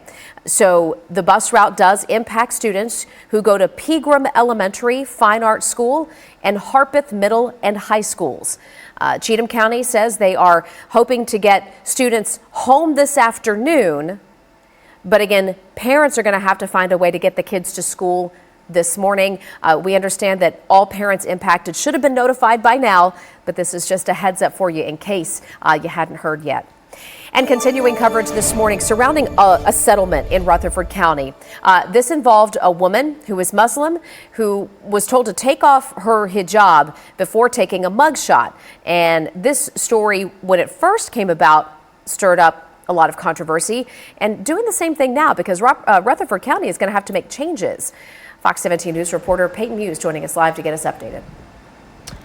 Yeah, Jen, this happened in August last year when Sophia Johnston said she was shopping in Wilson County for for birthday supplies for her daughter when an officer pulled Johnston over for having her taillight out. Johnston says the officer told her she also had a 2017 warrant out for her arrest in Rutherford County. That's for failing to appear in court for driving with a suspended license. Now, the county agreed to pay Sophia Johnston $100,000 after workers at the jail removed her hijab during booking for a minor offense. That charge has since been dismissed, and Johnston is a devout Muslim, and Muslim women believe that only their immediate family should see their hair. It's a big part of my faith, my religion. It's something that's within our Quran. It's my identity. It's my freedom. As well as it's been my protection. Also in the lawsuit, Rutherford County agreed to having better training for jail workers when it comes to religious beliefs.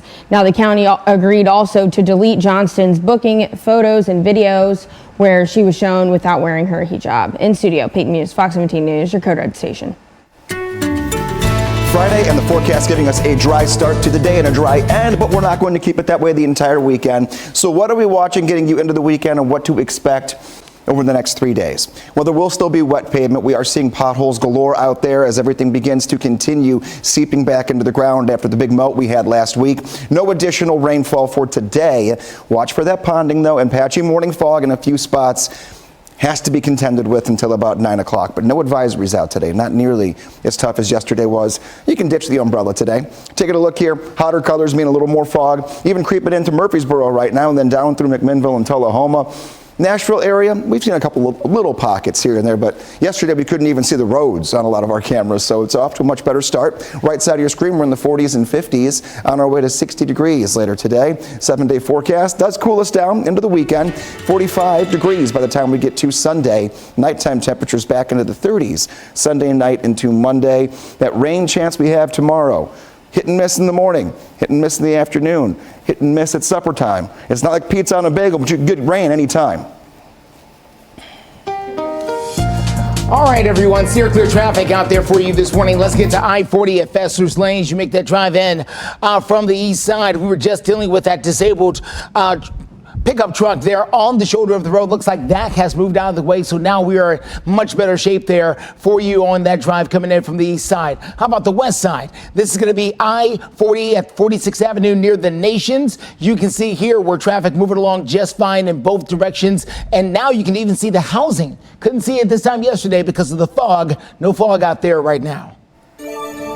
All right, that's some good news, Justin. Thank you. 6:06 right now. And Fox 17 News had been earlier this morning reporting a several car crash that knocked over a highway stand on I-65. This is video in now from the scene. We had Peyton Muse out there earlier this morning. You can see huge response here. And they had to shut down the interstate.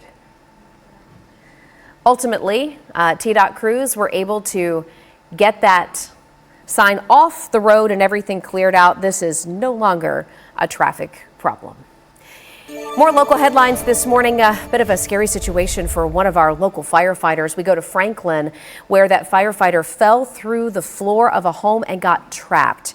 It happened Wednesday night in the Royal Oak subdivision. We're just now getting some of the car cameras and body cameras from this effort. The department says that several of their firefighters were in the kitchen of this house when the floor collapsed, trapping that one firefighter. Lieutenant Jeff Boggs got over to the firefighter, pulled him out by his air tank. The chief says that the firefighter has minor injuries and is expected to make a full recovery. Investigators trying to figure out the cause of that fire. Metro Nashville City Council wants to deliver a message to our state lawmakers when it comes to a school voucher expansion. So here we go again with Nashville and the state going toe-to-toe. We're going to tell you why some say City Council has no role in these education decisions. The big game trivia starts. 6:09 is the time, and all week long, Tennessee Governor Bill Lee has been celebrating something that he calls School Choice Week. Among the many things the governor is trying to do, he's trying to expand the state's school voucher program. The aim is so that public money can be used to send students to private schools if the parents are choosing that school for that particular student. Now, some school board members from across the state, I'm talking about from Williamson County to Metro to Rutherford County and Wilson County, have all been speaking out against this. They're afraid that it could take money away from public schools. Metro Council has voted on this. But keep in mind, they have zero control over school policy, not only for the city of Nashville, but certainly for the state of Tennessee. It was causing some lawmakers to ask the question, what role do they have in speaking up about something like this? This is their response. We were elected to try to promote what's good in Nashville. If this is not good for Nashville, we shouldn't be afraid to say that it's not good for Nashville. Others will then stand up and say the same thing. This is not something that is good for us. And as a parent, you want to have a choice, please have a choice, but pay for it. What happened to kids that don't want to move or the public schools that we have? As important as these statements are, and they are important to make, what really matters is trying to get effective results up at the state capitol. So. Now, Metro Council did pass this resolution earlier this week against the expansion of vouchers. The state has not voted on this as of yet. By the way, the other thing that came out of that meeting is Metro says they're working on their own lobbyist to work up there on their behalf with the state capitol. 6:11, quick check of your forecast here, and no rain for your Friday. So it's just dealing with what we had the last 2 days. First showers, though, for the weekend. There's going to be more rain heading into the weekend. We'll be before sunrise tomorrow. Rain totals will add to the ponding that we already have out there. About 1 to 2 inches of rain cannot be ruled out starting before sunrise and not ending until after sunset. Not going to rain every single hour of the day, but the possibility of rain on the radar across the board will be there. Keep that in mind. Likely no thunderstorms. Watch out for the potholes. All those things here. And taking a look, future track, this is the good part of it. Maybe even a little bit of sunshine by 3 p.m. today. So enjoy your Friday up near 60 degrees, and then we'll step through future track for your Saturday and Sunday in the next check of your Code Red forecast in about 5 minutes. Steer clear traffic for you this morning. Let's take a good look at what we're dealing with here on I-40 near Fessler's Lane. As you make that drive through the heart of downtown Nashville, you can see right here on that east side, things are a bit slow as you approach in. It is not causing huge, massive slowdowns, but just some minor irritation there, as I believe we've got a disabled vehicle right up there on the right-hand shoulder. You could take Elm Hill Pike or Lebanon Pike as the best ways to steer clear of whatever's going on up there. We're going to get details coming up in a few. Texas's decision to keep wires at their border prompts reaction from Tennessee lawmakers. Coming up in a few minutes, I'll have more details on that.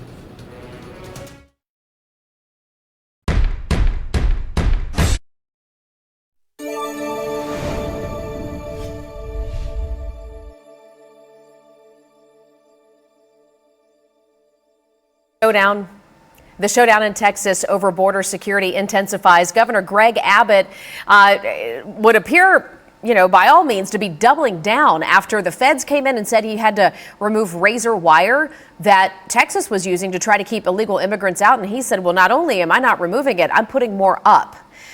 This all came about as the Supreme Court ruled just this week that the feds could cut down that wire while an appeal plays out. But Governor Abbott says that President Biden has refused to enforce the law, so Texas has taken it on themselves, asserting its right to self-defense, which does supersede any federal statutes. And one of the supporters of Governor Greg Abbott is Governor Bill Lee. Fox 17 News reporter Karen Aguilar joining us live this morning to tell us what our governor had to say, along with other Tennessee lawmakers. Good morning, Jen. Well, Governor Bill Lee tweeted that he stands with Texas. Now, as a reminder, the majority of the Tennessee General Assembly is Republican, meaning that they support Texas's decision on their claim on the constitutional right of self-defense against the influx of migrants. Now, just yesterday, Representative Fazone with District 11 took to the Capitol's House floor to speak about his stance on Texas's decision. Take a listen. Mr. Speaker, I want to give honor to our friends in Texas, to Governor Greg Abbott. We're currently seeing a battle of federalism here in the United States of America. The Biden administration has continuously failed to protect our country from an overflow of fentanyl crime and 6 million immigrants for the last 3 years. That doesn't speak for me. That doesn't speak for the 60,000 voters in my district in Nashville, as well as I'm sure a lot of Tennesseans across the state, especially districts that have large immigrant populations. So, I hope that moving forward that they recognize that it's inappropriate, and I hope to see them, correct course. Now, I also reached out to Tennessee Republican representatives from our district, like House Majority Leader William Lamberth and Speaker Cameron Sexton. They haven't responded to me yet. If they will, I will update you on their reaction. Reporting live in front of the Capitol, Karen Aguilar, Fox 17 News, your Code Red station. Karen, thank you. 6:17 right now. A Pink Floyd CD is returned to a library 35 years overdue, and that's not all. We've had some funny stories here recently of folks finding books that are, decades overdue in an attic. We have the story now from Fox's Josh Rosenthal. Do you know what this is called? No. You've never seen one of these? No. In fairness, it had been a long time since anybody at the Laurel Branch Library in Prince George's County had seen a CD. Everyone is in shock. With good reason.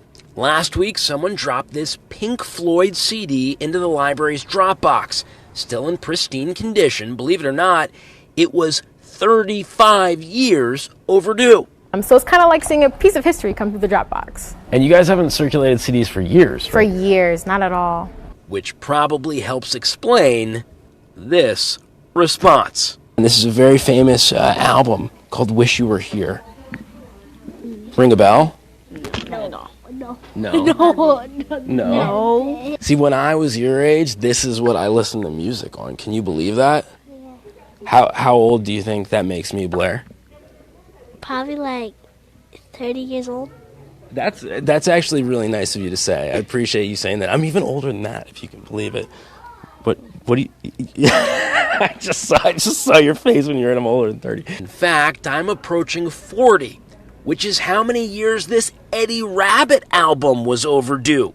Candace Washington told us someone brought it back to the library this week, and yet again, they don't know who. What's your favorite Eddie Rabbit song? I wish I had one. I actually don't listen to Eddie Rabbit. I think I'm a little young for Eddie Rabbit. Yeah, all of our new friends are too. Are you guys gonna go home and put on a little Pink Floyd? See if you can find a CD player somewhere. Yeah, I'll try. I know who has a CD player though. Who has a CD player? I think my grandpa. Yeah. He loves music. Yeah, he loves your grandpa. Old, your grandpa. Loves music. Right. He's old like me.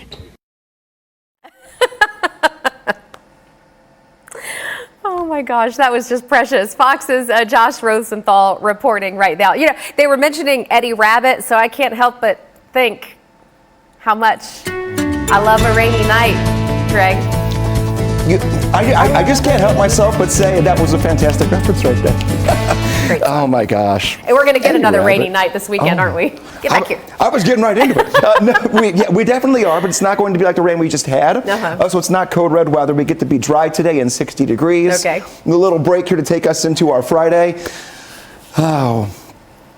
I feel like I'm a grandpa now. I have a CD player still. I know. Here we are. As far as this month goes, I broke down January for you here over the last hour, and looked at all of the days this month so far that we had observed rain or snow that came down, that we actually had a measurable amount of. And it's been almost every day of the month. I think we only have about 7 days here that we haven't had rain or snow. And most of these days have been code red days. We've had 5 code red events in 3.5 weeks. Good news is, though, the rain has helped a little bit with our drought. The red showing the areas that really need to have a lot of rain to help catch up from the drought that we started back in August. They will continue to chip away at the drought, though. We get a new look at the monitor every Thursday, the drought monitor, and it has not yet taken into account the rain we just saw the last 48 hours. So hopefully more improvements to come here in the next week or so. Steer clear traffic for you this morning. A couple of things out there. Let's get to I-40. Should make that drive in near Fesser's Lane. The traffic is moving along pretty well. We did have a disabled vehicle there on the far right-hand shoulder, slowing things down just a little bit. You can take Lebanon Pike or Elm Hill Pike is the best way to steer clear from that. Drive times overall. Let's take a look coming out from Clarksville. 61 minutes on that drive. 53 from Murfreesboro this morning. 38 minutes coming in from Franklin into downtown. That seems a little bit long. That's because this is Lebanon. Lebanon. I know this is Franklin, but it's Lebanon to downtown at 38 minutes right now. We'll get the graphics together and come up with brand new drive times coming up in a few. Justin, thank you. 6:22 right now, and we have brand new information this morning about the man you see here on your screen. This is the guy who was just arrested on charges of impersonating a police officer to deceive a blind woman here in the Mid-State. Plus, a school bus crashes into somebody's home. Oh, my word. This is not here in the Mid-State, so I don't want anybody to panic, but we're going to look deeper into the story and find out what in the world would have caused this to happen. Save big on a new road.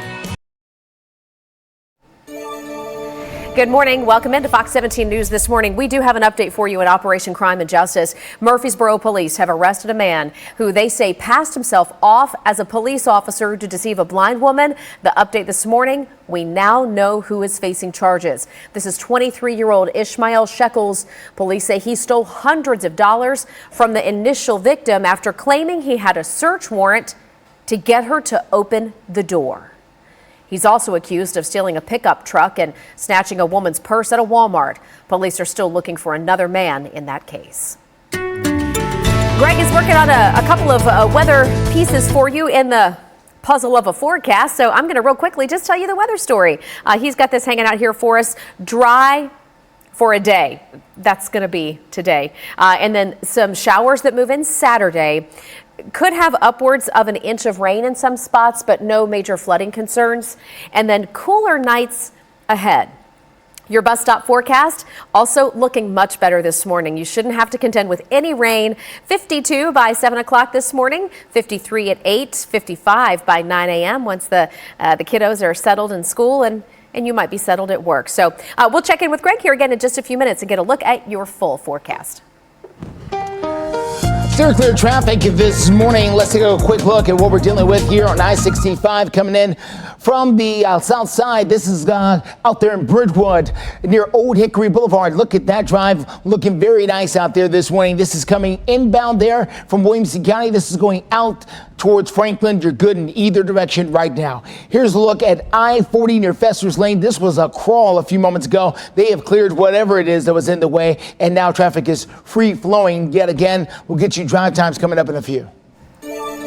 Justin, thank you. Now to the story I told you about just a moment ago and showed you the video of that school bus crashed into a house. Let's take a look here at the video. It happened in Illinois. Not only did it crash head on into this house, but it hit other houses and cars along the way. Again, this is in Illinois where first responders say the bus driver lost control, first hit a house and a car before it then went over a median and then slammed into eventually this house where it finally came to a stop. And you can see serious damage here. The good news, no children on the bus at the time. The homeowner was working in this house upstairs when he heard the crash. Says he came downstairs and saw that bus in his home. Could you imagine? I mean, you're minding your own business in your house, and next thing you know, you've got a bus in your living room. No reports of any serious injuries, which is a miracle. And investigators right now are still trying to figure out what caused the driver to lose control. We're hearing from the woman who was forced to take her hijab off before taking a mugshot in Rutherford County. Her response to the lawsuit settlement next. The playoffs are in full swing in You're watching Fox 17 News This Morning, your Code Red station. Good morning. Happy Friday. It is 6:30 right now. Just kind of starting to see the glimmer of light here on the horizon in downtown Nashville. We're keeping you updated on all the developments for the two-tone blue as we officially now have a new head coach. And let's get you updated on your steer clear traffic and weather before you head out the door. Well, glimmer of light in downtown Nashville, but that glimmer is not in Antioch this morning. Slow down, and yeah, that's fog. I don't need Greg to certify it for me. I can see it. We're going to tell you the latest coming up in a few. All right, Justin, thanks. Yeah, and we'll get a lot to get to here this half hour. Thanks for waking up with us on Fox 17 News this morning. I'm Jennifer Waddell. Eric is off today. Let's get right to our top headlines new this half hour. We begin in Giles County, where schools in Giles County are closed again today, but this has nothing to do with the weather. It's because of continued water issues across Giles County. School leaders say they hope to be able to bring students back Monday. The board says that is a decision that will be announced Sunday afternoon. So again, no school today in Giles County because of water issues. And families, you'll find out Sunday afternoon what they plan to do about Monday. Continuing coverage now on a story that has made local and national headlines. The lawsuit against Rutherford County on behalf of a Muslim woman who was forced to take off her head covering before taking a mugshot. Fox 17 News reporter Peyton Muse had a chance to hear from the woman herself. She joins us live in studio with the updates. That's right, Jen. So Sophia Johnson won the lawsuit. The county agreed to pay her $100,000 after the jail workers removed her hijab during this minor offense booking. Johnson says she hopes that this empowers others. Now, this happened in August last year when Sophia Johnston said she was shopping in Wilson County for her daughter's birthday party supplies when an officer pulled her over for having a tail light out. Johnston says the officer told her she also had a 2017 warrant out for her arrest in Rutherford County for failing to appear in court for driving with a suspended license. Now that charge has since been dismissed, and Johnston is a devout Muslim, and Muslim women believe that only their immediate family should see their hair.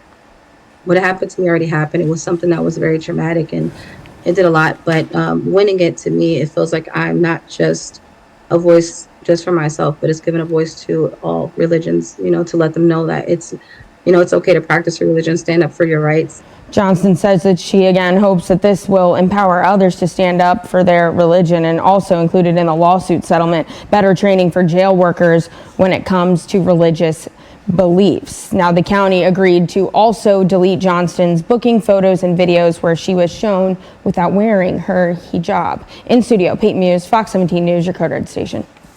6:33, looking at your Fox 17 Code Red weather, but not in the terms of it being a Code Red day.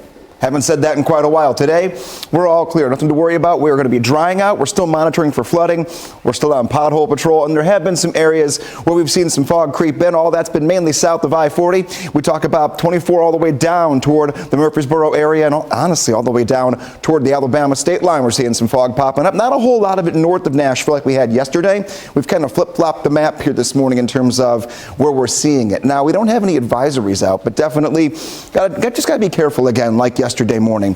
Yesterday's weather maker moves to the east. Today's is down to our south and west. It will make it here overnight tonight into tomorrow morning.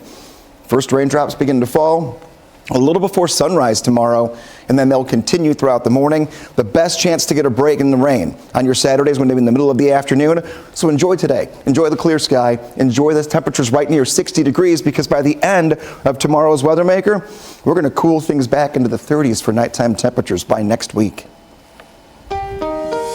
Steer clear traffic for you this morning. Let's get you out to I-24 near Hickory Hollow Parkway as you make that drive in.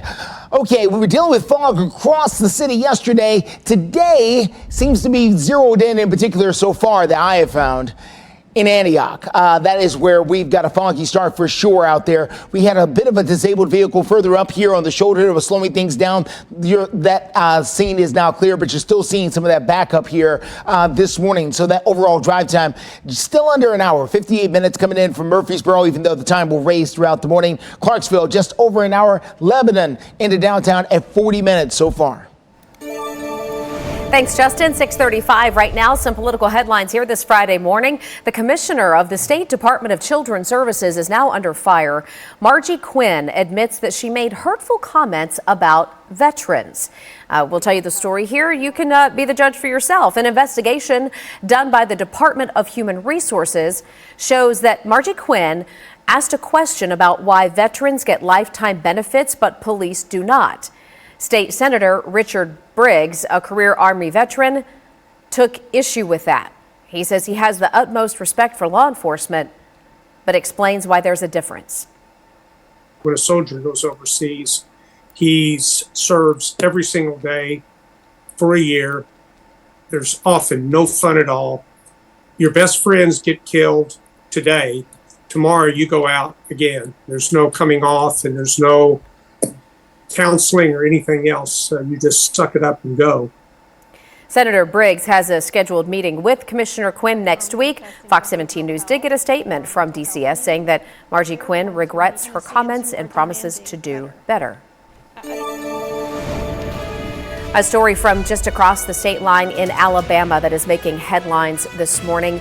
The lengthy legal proceedings that led up to this man's execution, and what both critics and advocates have to say about that process.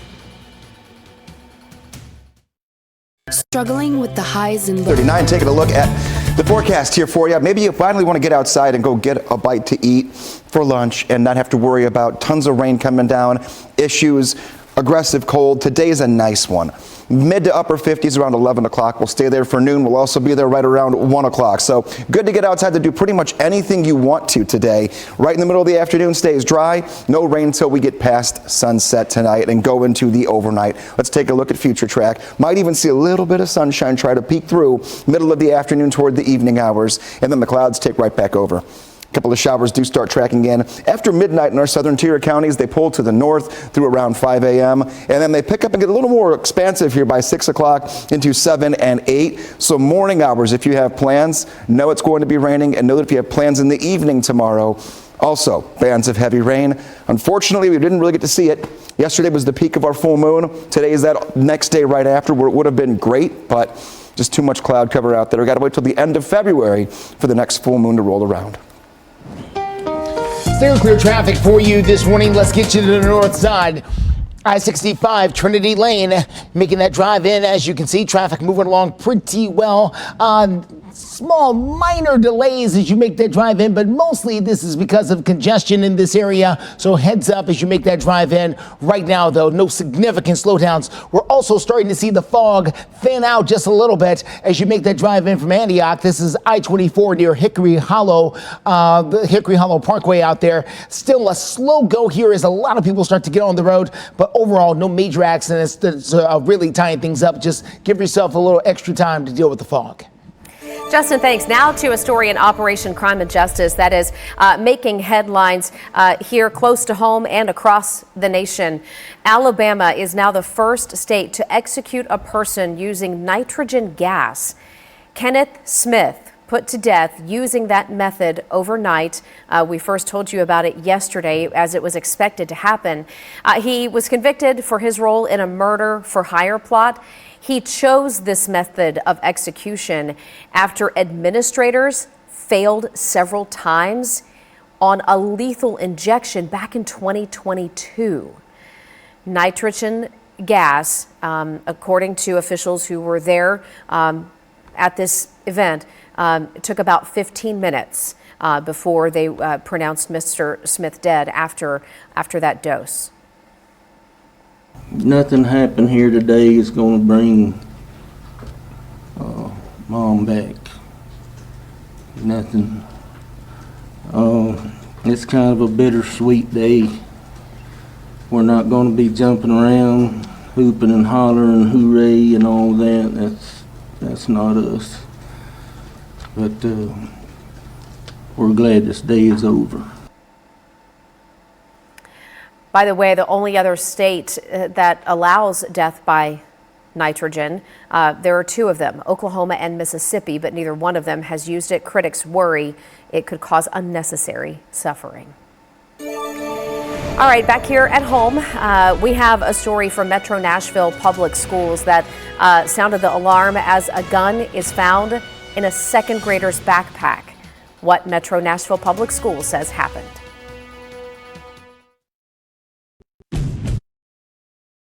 Good morning. It's 6:45 right now across the nation, but also here at home. You know, it's been said that every town is now a border town. And the showdown in one town in particular down in Texas has really intensified. Governor Greg Abbott of Texas is doubling down, installing more razor wire after the Supreme Court ruled Monday federal officials could come in and cut it all down. Not only is he not allowing that, he's putting more up. Governor Abbott says that President Biden has refused to enforce the law, so Texas is asserting its right to self-defense, which does, by the way, supersede federal statutes. Now, one of the supporters of Governor Greg Abbott is right here in Tennessee, Governor Bill Lee. He tweeted that he stands with Texas. Fox 17 News reporter Karen Aguilar tells us what she's hearing from more of our Tennessee representatives, and she's there in front of the Capitol this morning. Several Republican governors issued a joint statement supporting Texas, and that included Governor Bill Lee. But he's not the only lawmaker that supports Texas. Just yesterday here at the Capitol, Representative Faison with District 11 took to the floor to talk about how he feels that Texas is keeping its wire barriers at their border, even though the Supreme Court ruled against it. Take a listen. Now Governor Greg Abbott is going to go toe-to-toe with the federal government because Texas can no longer afford to stand down and watch this invasion happen. Here in Tennessee, we stand with the Republic of Texas against the tyrannical and federal government and with Governor Greg Abbott as he's done the job the Constitution charges the President of our United States. I also spoke with Democratic Representative Afton Bain from District 51, who says she disagrees with Faison. Take a listen. And the chaos at the border has much been, I think, perpetrated by the Texas government and Governor Abbott. I reached out to other Tennessee Republican representatives that are in our district, such as House Majority Leader William Lamberth and Speaker Cameron Sexton. At this moment, I haven't heard back from them yet. Reporting in front of the Capitol, Karen Aguilar, Fox 17 News, your Code Red station. Karen, thank you. 6:47 right now. A gun found in a second grader's backpack reportedly was accidentally left there by a family member. Metro Nashville Public Schools telling Fox 17 News this morning that a teacher at Bellshire Elementary found the gun in that second grader's backpack right before they were dismissing for the day, but claims the gun did not pose a threat to the school, that the child never tried to use it. Staff were able to secure the gun. They got it to administrators. And again, the district determined there was no intention to bring the gun to school or to do anything with it. But second grader with that gun at school all day. 6:48 right now. Let's get a check of the forecast. Greg, good news here on the weather front. We're going to get a little bit of a break today. We'll take any little break we can get after the month we have had here. More Code Red days than non-Code Red days for all kinds of weather today. Nothing to worry about. And now there's a little fog we'll show you here. We've been picking up the visibility issues south of Nashville, but taking a look, our next weather maker is just the residual of what happened the last 48 hours. Still have some wet pavement, still have some ponding in some areas. Watch out for all those things as you head out. And the pothole patrol is really in full force right now.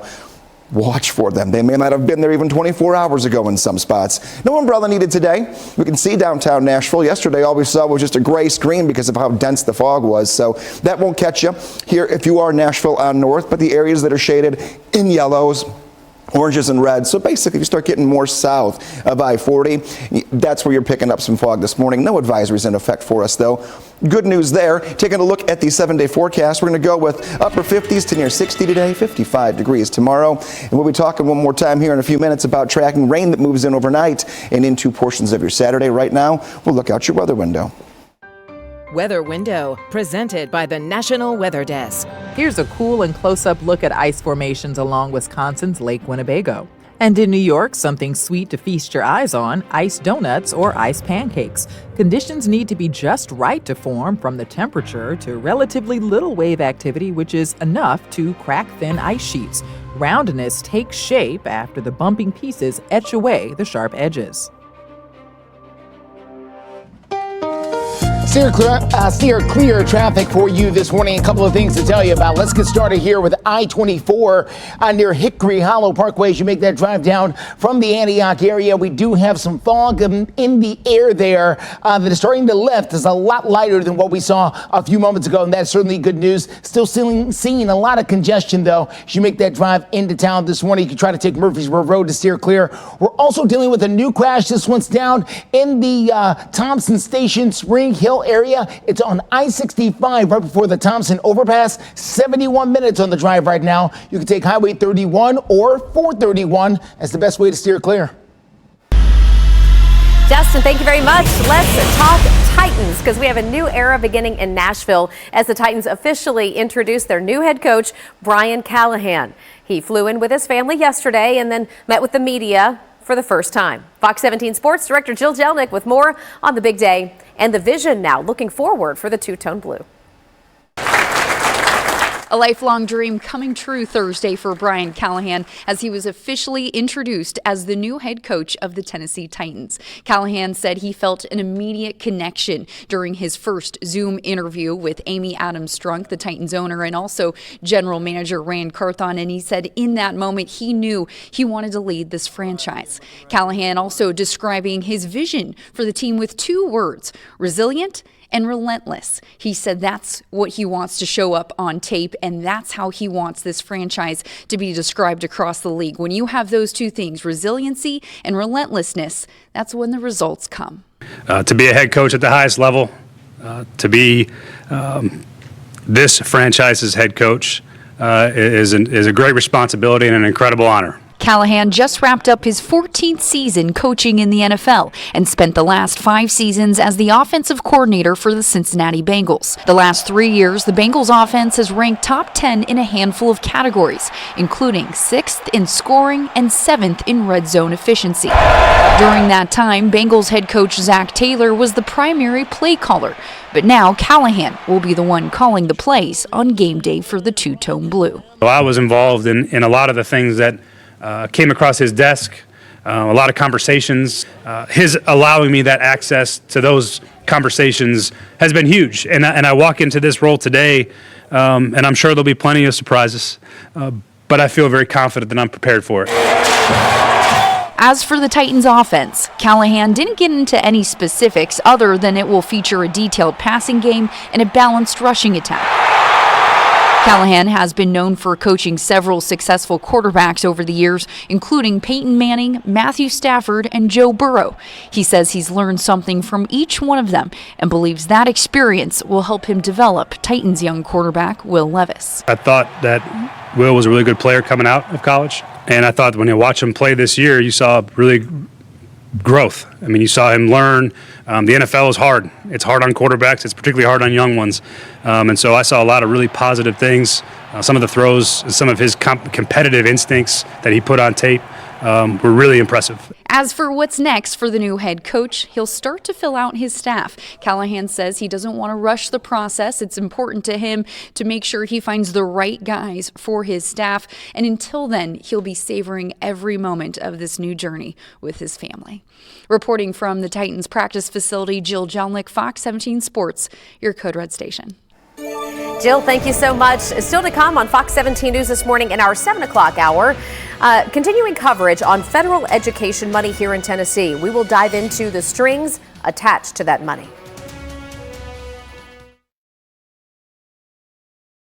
The playoffs are in full swing and Welcome into Fox 17 News this morning, 5 minutes before 7 o'clock. Happy Friday to you. Live look from downtown Nashville right now. Cloudy start to the day, but it looks like we're done with the rain, at least for right now. We have our Code Red meteorologist, Greg Bobus, tracking how today is going to shape up for you, plus what your Saturday is looking like. And unfortunately, you're probably going to need the rain gear, but we'll get you covered so you're prepared in just a few minutes. Stanley Cups have been all the rage here the last several months. Very popular, but now a lot of people are questioning the safety of Stanley Cups. The company is having to clarify reports of lead used in the drinkware.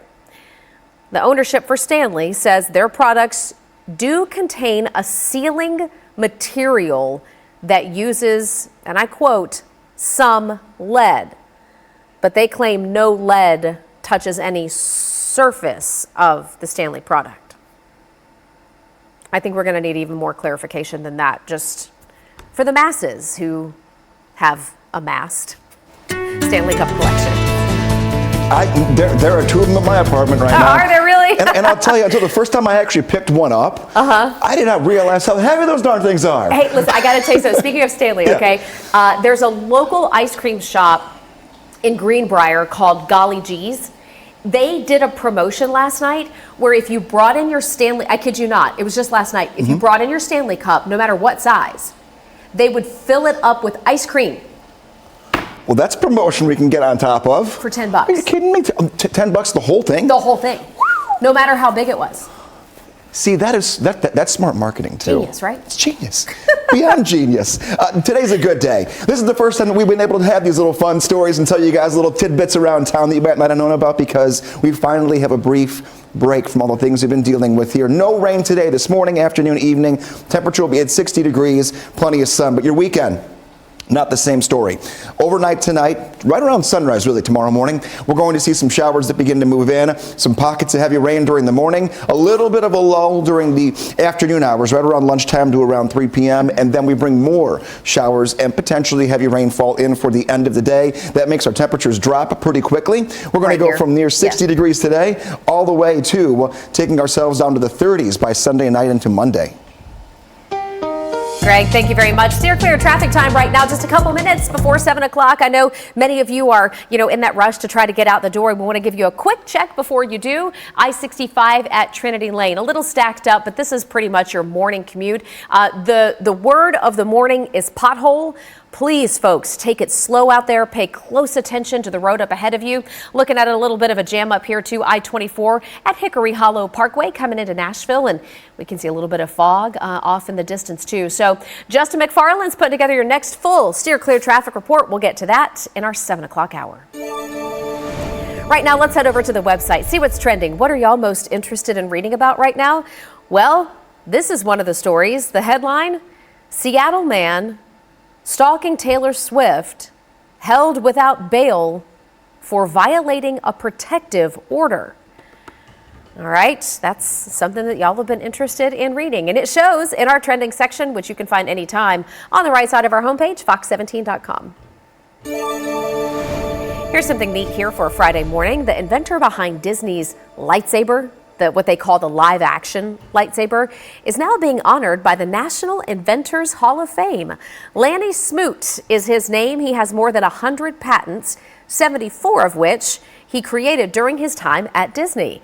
Smoot said he is now working on a handful of other new inventions, which could lead to more patents. The only other Disney employee to earn this same recognition is Walt Disney himself. You're watching Fox 17 News This Morning, your Code Red station.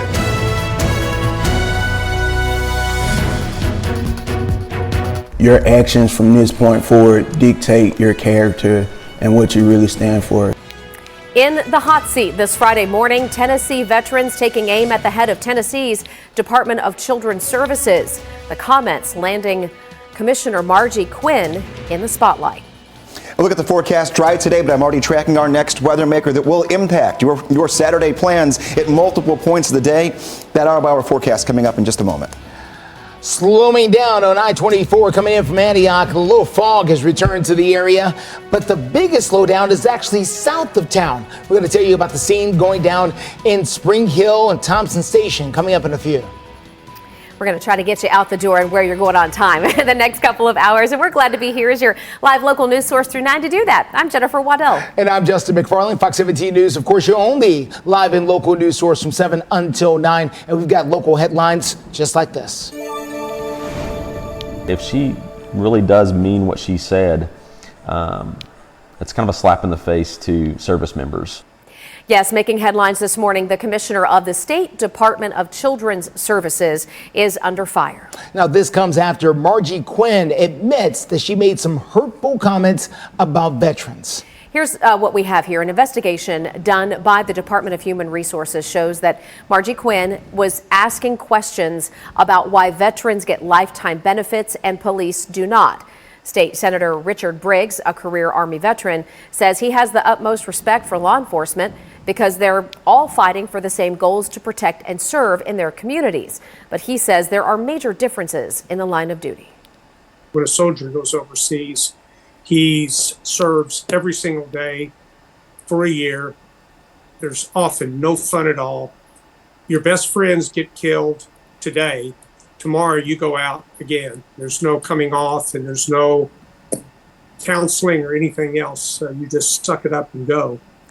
Now, Senator Briggs has scheduled a meeting with the commissioner for next week. Fox 17 News received a statement from DCS saying that Quinn deeply regrets her comments and promises to do better. Let's head over to our Fox 17 News website where you can read more of that statement in full and read the article for yourself. We also reached out to Governor Lee's office regarding this story. They did receive the investigation a couple of months ago. We asked what course of action, if any, he would be taking. So far, we have not heard back. Now, you can read that state report for yourself following the investigation by visiting our website, fox17.com. Continuing coverage this morning on the crisis down along the southern border as Tennessee senators like Bill Hagerty are sponsoring a bill to keep migrants from being treated the same as United States citizens. Millions of immigrants who have entered the U.S. in recent years are being counted in cities and states where they end up for representation in Congress. Now, that is the same count that is used for the Electoral College, which is part of the presidential election process. Senator Hagerty says that should not be.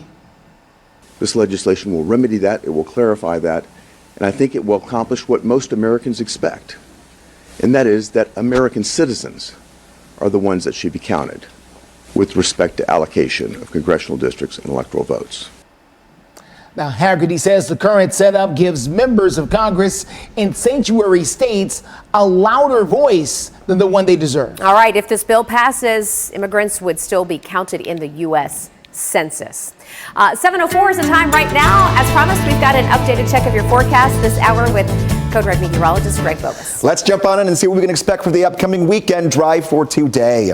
Today's a good day to get out and do anything that maybe you've been putting off the last 48 hours due to all the rain and just the tough driving conditions in general. Today's a nice one. This afternoon, no rain, 60 degrees. Tomorrow, rain on and off almost the entire day. We'll look at future track and you'll see what I mean. Around sunrise through a good portion of the morning, light to even heavy pockets of rainfall develop for almost all of us. The best chance to get a break on your Saturday, the early afternoon hours, and then it comes right back in for the evening. Cooler nights are going to be ahead of us because that rain is being brought in by a cold front. However, that arrow can stay right where it's at for as long as it wants to because this has been a very code red ridden month for us. Weekend rain chances, that's all I'm tracking, and it's not going to be code red weather. Well, we do want some sun. I'll find some sun for you because we have not had multiple sunny days in a row in quite a while. Taking a look here, clouds for Saturday, Sunday, and into Monday, but we will be sunny as we get toward Wednesday, Thursday, and Friday. At this moment, I have no precipitation of any form put into the forecast between Monday and Thursday. So you'll see a future track and that full 7-day forecast in less than 5 minutes. All right, everyone, steer clear traffic as you make your way in this morning. Let's take a quick look, if we can, I-24 at Harding Place. As you make that drive down there, as you can see, traffic is moving. It's doing nicely there. We are running into some congestion in certain parts of the midstate, but nothing huge that's really holding you up overall, except if you go down to the south. That's where we're facing the biggest problem. This is going to be 65 coming into town. We do have a crash there right before the Thompson Lane overpass there. If you make your way towards 840, you know what I'm talking about. Right now, the drive time coming in from Columbia, about an hour and 10 minutes or so. You could try to take Highway 31, but listen, it's a mess coming up through Thompson Station. I've been there before. Highway 431 rather, coming up from the other direction is also pretty slow at this point. Give yourself a lot of extra time coming in from the south side of town. It's 7:06 right now. An ongoing effort to reduce infant and maternal mortality rates in Tennessee now has support with a new program that is supposed to help reduce deaths, both involving newborns and moms. And this program coming to Nashville is especially supporting expectant mothers. Yeah, Catholic Charities and the Church of Latter-day Saints will also be holding a rally to announce the launch of My Baby for Me. Fox 17 News' Karen Aguilar is live to tell us exactly what this program does for expectant mothers.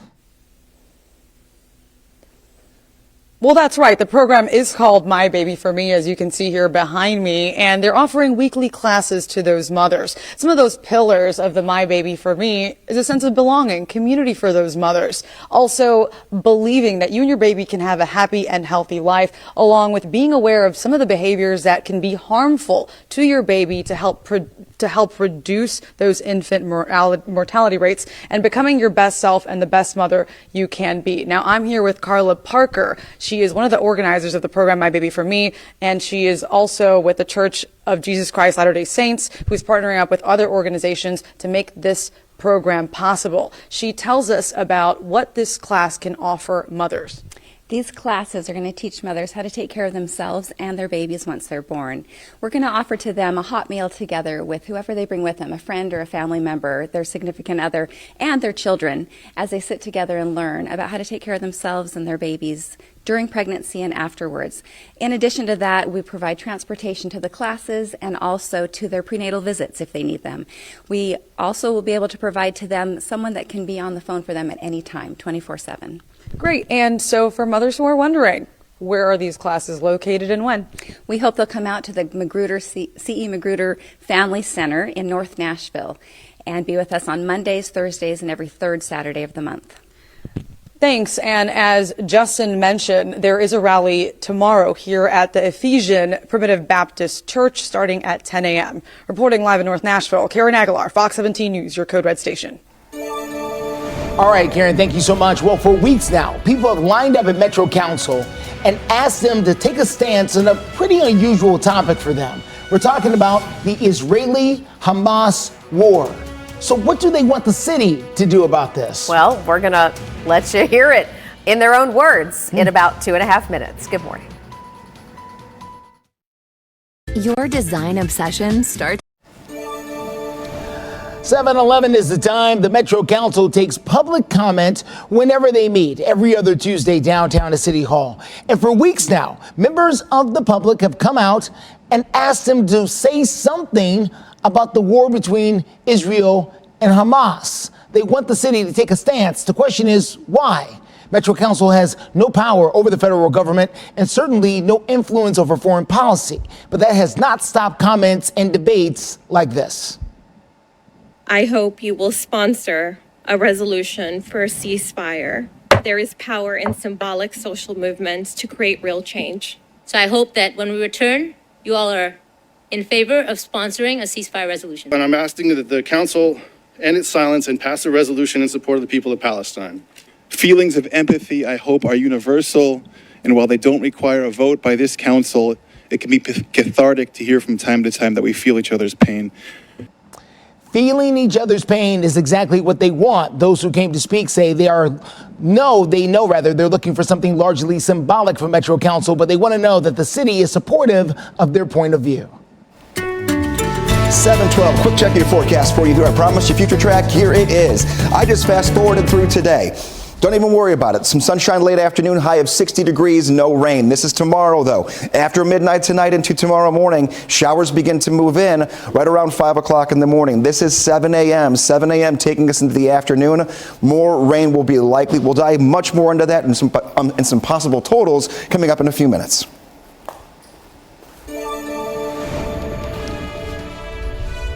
Coming up next, we'll have the latest with your steer clear traffic as you make that drive down from the north side. Peyton? New this morning, Mayor Freddie O'Connell gives us a look at his spending plan to improve the city. I'll break that down for you in just a few minutes. Our team here at Bar Durham. Welcome back to Fox 17 News this morning. 7:15 is your time right now. Nashville Mayor Freddie O'Connell unveiling his 2024 capital spending plan. In other words, what's he want to put money toward? Prioritizing investments in several areas. I mean, these are, after all, your taxpayer dollars. We're talking about everything from education to transit to transportation infrastructure, more sidewalks, new street lamps. What is it that the city needs exactly? Let's get over to Fox 17 News' Peyton Muse. She's going to tell us exactly what the mayor's priorities really are. Now, Mayor O'Connell says that the city is investing in how Nashville grows, how Nashville moves, and how Nashville works. He's putting in $514 million into changing the city. Now, the mayor's spending plan includes investments in education. Mayor O'Connell says this is where a large chunk of the money is going towards. $47 million in furthering work at elementary schools and MNPS properties across the city. Another chunk is going towards transit and transportation infrastructure. $10 million of that in sidewalks and about $4 million in transit centers in neighborhoods, and another $2.5 million focusing on traffic signals. And that's about $16.5 million the mayor is putting into. He's also putting in $500,000 into Metro Animal Care and Control. And for more information on his plan, head over to our website at fox17.com. In studio, Peyton Muse, Fox 17 News, your code red station. Peyton, thank you very much. Let's check in with our Code Red meteorologist, Greg Bobus, who's here to give us a little bit of good news on a Friday in an interim kind of way. Yes, this is kind of just a little break. Yeah. It's kind of like recess between, the first chunk of classes and then the second chunk of classes. Which I think we can all use on a Friday, right? Yeah, I mean, why not? Especially after the last couple of weeks. Extra long recess on Friday. Absolutely, yeah. This is a great day. I mean, from start to finish. We've had a little bit of fog out there this morning, but that's it. We have no additional rainfall. We're going to be up near 60 this afternoon. We're already starting off mild. You'll possibly even see a little bit of sunshine. We've not had a lot of that so far this month. I went back and looked at each day of the month and saw every day where we had observed rainfall or snowfall in Nashville, and only 8 days out of the 26 we have gone through, but we'll make that 9 after today, have not seen measurable rain or snow. That's a pretty active beginning to a month here, especially this time of the year. It's helped chip away at our drought a little bit, though. We show you this every week. It comes out every Thursday, and now we're taking a look at the latest update that we got in. Now, the red areas are areas that are in desperate need of some rain to catch up as we go into the growing season and the whole 9 yards. Now, I want to also point out that this drought monitor, even though it came out yesterday, does not take into account the rain that we had Wednesday and Thursday. So the next update we get will have all of this week's added rainfall to it. Future track, today does look pretty good. Getting toward the afternoon, there's that chance for a little sun, and then overnight tonight, the rain does creep in. 5 a.m., moves in from southwest to northeast. Green, lighter rainfall. Yellows and oranges, pockets of moderate to heavy rain. This continues through the morning hours. 8 a.m. right here. 8 a.m. going to noon. If we're lucky, late morning into early afternoon, the rain will die down just a touch, might give you an hour or two you can get outside and do anything you might have to get accomplished before we turn a little bit cooler on Sunday. 7 p.m., rain still active on the radar, and we'll get everything out of here by the first half of Sunday. Lingering shower can't be ruled out on Sunday, but nothing like what we'll see tomorrow. 59 today, 55 degrees tomorrow, 45 on Sunday. Been talking all week kind of in the background about the weekend because we had to get through the last 2 days before we got to a break and everything. Nighttime temperatures go back into the 30s as the kids are getting ready on Monday morning, as you're getting ready to get out the door. Back to winter clothing if you've been kind of shying away from that so far this week. Steer clear traffic for you this morning. Let's get to I-24 at Waldron Road as you make that drive into town from Rutherford County this morning. A bit of a slow go here. Some congestion starting to pile up. Also, we see a disabled tractor trailer there on the shoulder for the first time right there under the overpass. So heads up on that. We're also watching the drive from other areas of town, including that drive from Columbia to Nashville. Now, the good news is that crash down there is starting to get in the clearing stage right around the Thompson Lane area there. And way beyond. It's not South Nashville, it's Williamson County, around the Murray County border down there. 69 minutes. It's around the 840 area. You can take Highway 31 or 431 to work your way around. We have a scam alert this morning. The Murfreesboro Police Department is warning about a kidnapping scam where somebody might call demanding money to release a loved one being held hostage. Wow. Well, the Murfreesboro Emergency Communications 911 Center has received several calls from people who have all reported similar cases. Very scary situation to get a phone call that you think maybe one of your loved ones is in danger. Well, they say the scammer put a crying woman on the phone and demanded money. Police are urging people, please don't fall for this. If it happens to you, they say hang up and call your loved one to make sure they're okay. Don't take the scammer's word for it. Also, never share your personal or financial information over the phone. 7:20 right now. Universal school choice. Hot topic right now, and one of Governor Lee's top priorities this legislative session. We'll tell you why some lawmakers are pushing against it. And a Franklin firefighter is thankful to be alive. Wait till you see the flames coming out of this home right here behind us. We're going to tell you exactly where that firefighter was when the floor gave way.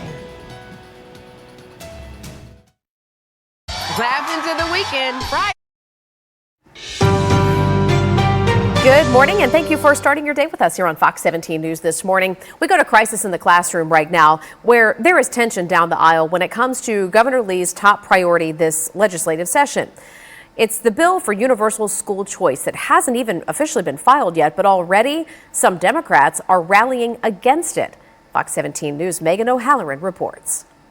So far, the Universal School Choice program has been adopted by a handful of states like Indiana, Ohio, Louisiana, and Wisconsin, to name a few.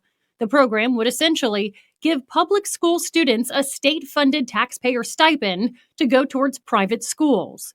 Governor Bill Lee is set to file his signature legislation any day now, strategically setting the stage for universal school choice at his upcoming State of the State address. Over the last decade, with Republicans in leadership here within the House and the Senate and the Governor's Mansion, we've added about $3.5 billion new dollars in K-12 education. Because our goal is to make sure is that every single child in the state of Tennessee gets a great education. And so those two conversations are really going to be one as we continue to push forward. However, Democrats think the program is not the best way forward, even discriminatory, even though the program would be open to every public school child. But unfortunately, this new voucher plan is going to give those students who attend private school, who can afford to attend private school, more resources than the kids in our public school system. The priorities that are being established with this voucher program are misleading and misguiding, and they're going to hurt our public school system. With these fundamental differences, each side will be working tirelessly to get votes from the other side. Some Republicans we talked with said they need to see the bill first before they can comment on it. Megan O'Halloran with that report. Governor Bill Lee will be holding his 6th State of the State address coming up Monday, February 5th at the Capitol. That's at 6 p.m., and he is expected to bring up this topic. Crisis in the Classroom, in the meantime, is our commitment to taking a look at issues and also finding solutions in our schools. So if you have a story you'd like us to look into, you can email us news@fox17.com or call the tip line. That number is on your screen. It's 615-266-4149.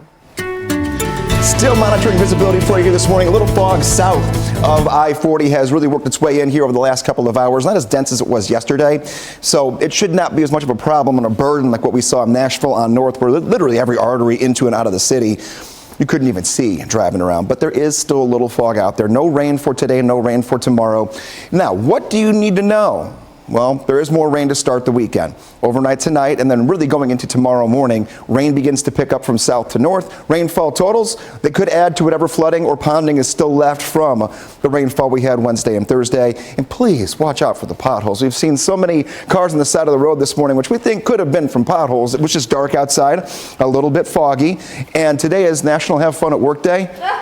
And I just checked my email account. It's 99% full, so it's going to be National Not Have Fun at Work Day. Trying to delete those things later. John? Yeah, have fun with that, Greg? Yeah. I guess, if it's have fun at work day. Yeah. Steer clear traffic right now. Taking a live look, Vietnam Veterans Boulevard in Hendersonville. Definitely a slow roll into Nashville this morning from Sumner County. We do not have any reports of accidents, just a little congestion coming in. We do have a report of a one-car crash on I-24 up between Nashville and Jolton. It is in the outbound lanes, though. And by the way, that's an area that has a ton of potholes right now. So we'll monitor that drive for you and many others every few minutes, live through 9. In a few minutes, I'll have details on a new program that will help expectant mothers and moms to prevent infant mortalities here in North Nashville. Stay ahead of your...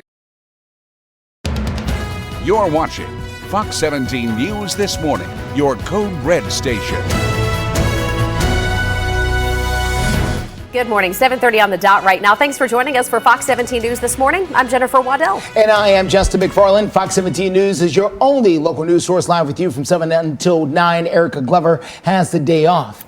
We are going to begin this morning with schools in Giles County that are closed yet again today. Now, the Giles County Board of Education says this is because of a water issue that they're having there across the county. Right, so not specifically weather related, but they hope to be able to get students back on Monday. Yeah. The board is going to make that announcement coming up Sunday afternoon. So again, Giles County schools closed today because of those ongoing water issues. They'll decide Sunday afternoon whether to go back Monday.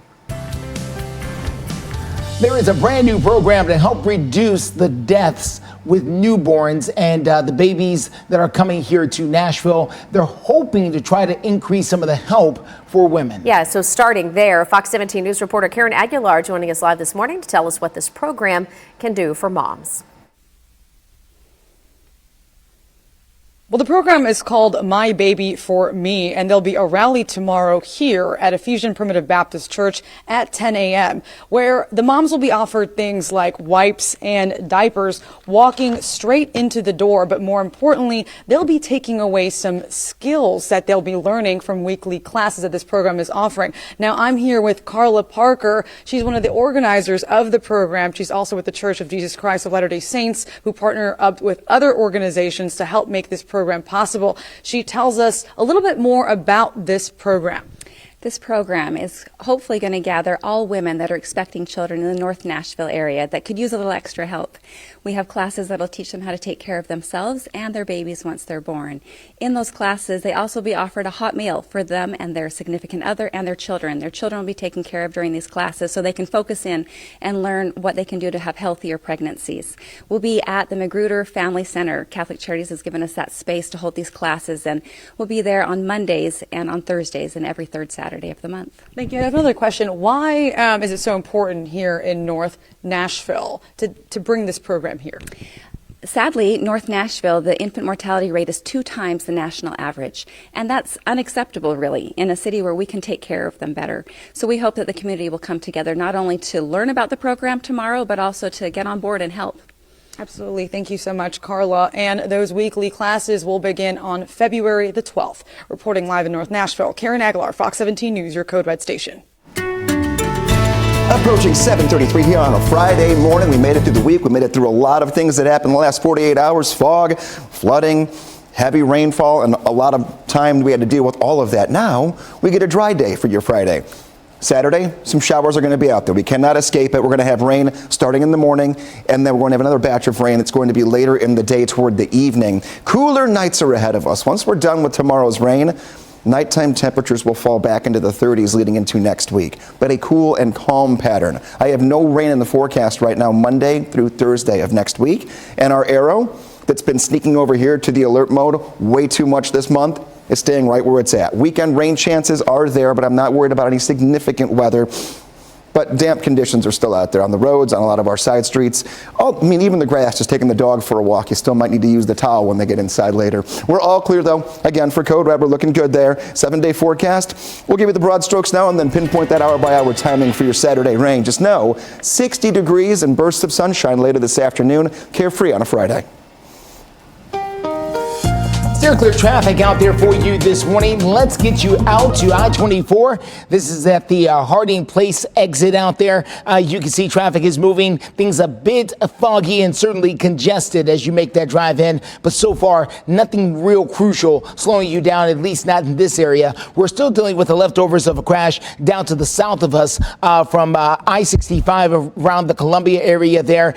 Very close to, here it is, very close to Thompson Station. You can still see the big backup from that. Highway 31, maybe I wouldn't try it at this point. Try Highway 431 if you can. I know there's massive amount of land covered between these two, but the traffic is going to be slow no matter where you go right now.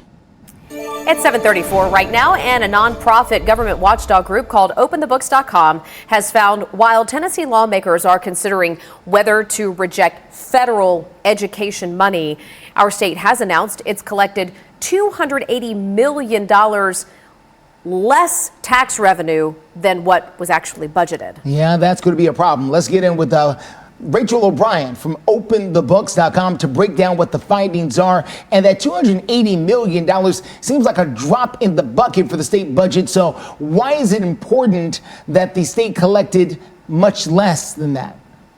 Yeah, so the Tennessee Department of Finance said through the first 5 months of the fiscal year, collected less than expected, $280 million less in sales tax, franchise, and excise taxes.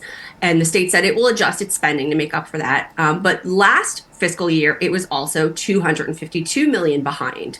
And so the reason why this is interesting now is there's a new report out from the state Senate on that proposal to reject over $1 billion in aid from the federal education department. So, and that's about $260 million a year for Metro Nashville Public Schools. So if the state's going to reject all of that money in federal funds, and they're going to make up for it by paying through state funds, it should be bringing in more money, not less money than expected. Rachel, were you able to find out why that deficit for the last 2 years? I mean, what's going on? We know the population here in Tennessee continues to grow. Taxes are relatively high, according to some folks, even though we don't have that state income tax. So what gives here? When the state does its budget proposal, it's exactly that. It's a proposal. It's an estimate. And so until they actually bring in the sales tax, the franchise, and the excise taxes, they don't exactly know how much they're going to bring in. And so those estimates are coming in a bit lower. And so, that's going to be important when it comes to the state deciding to use its own money instead of federal education money. This is money that if Tennessee taxpayers say, we don't want $1 billion of federal money, they're not going to get it back. It's going to go back to the federal government. It's going to go to other states. And then so Tennessee, residents, they're going to have to decide, do they want to give up that federal money, reject those funds on principle? And then, of course, it's going to come out of other investments, other places in the state that would get that money is not going to get that money. And so, it's important to note what this what the state Senate report just said is that you're not going to get the money back. It's going to, and most likely the state is still going to have to deal with federal oversight. It's not going to eliminate federal oversight. Right. So those are Rachel O'Brien. Thank you so much for your report. Do appreciate that. We got a big session still ahead of us, so much more to come. Absolutely. Now, new this morning, Nashville Mayor Freddie O'Connell gives us a look at his spending plan to improve the city. I'll break that down for you in just a few minutes.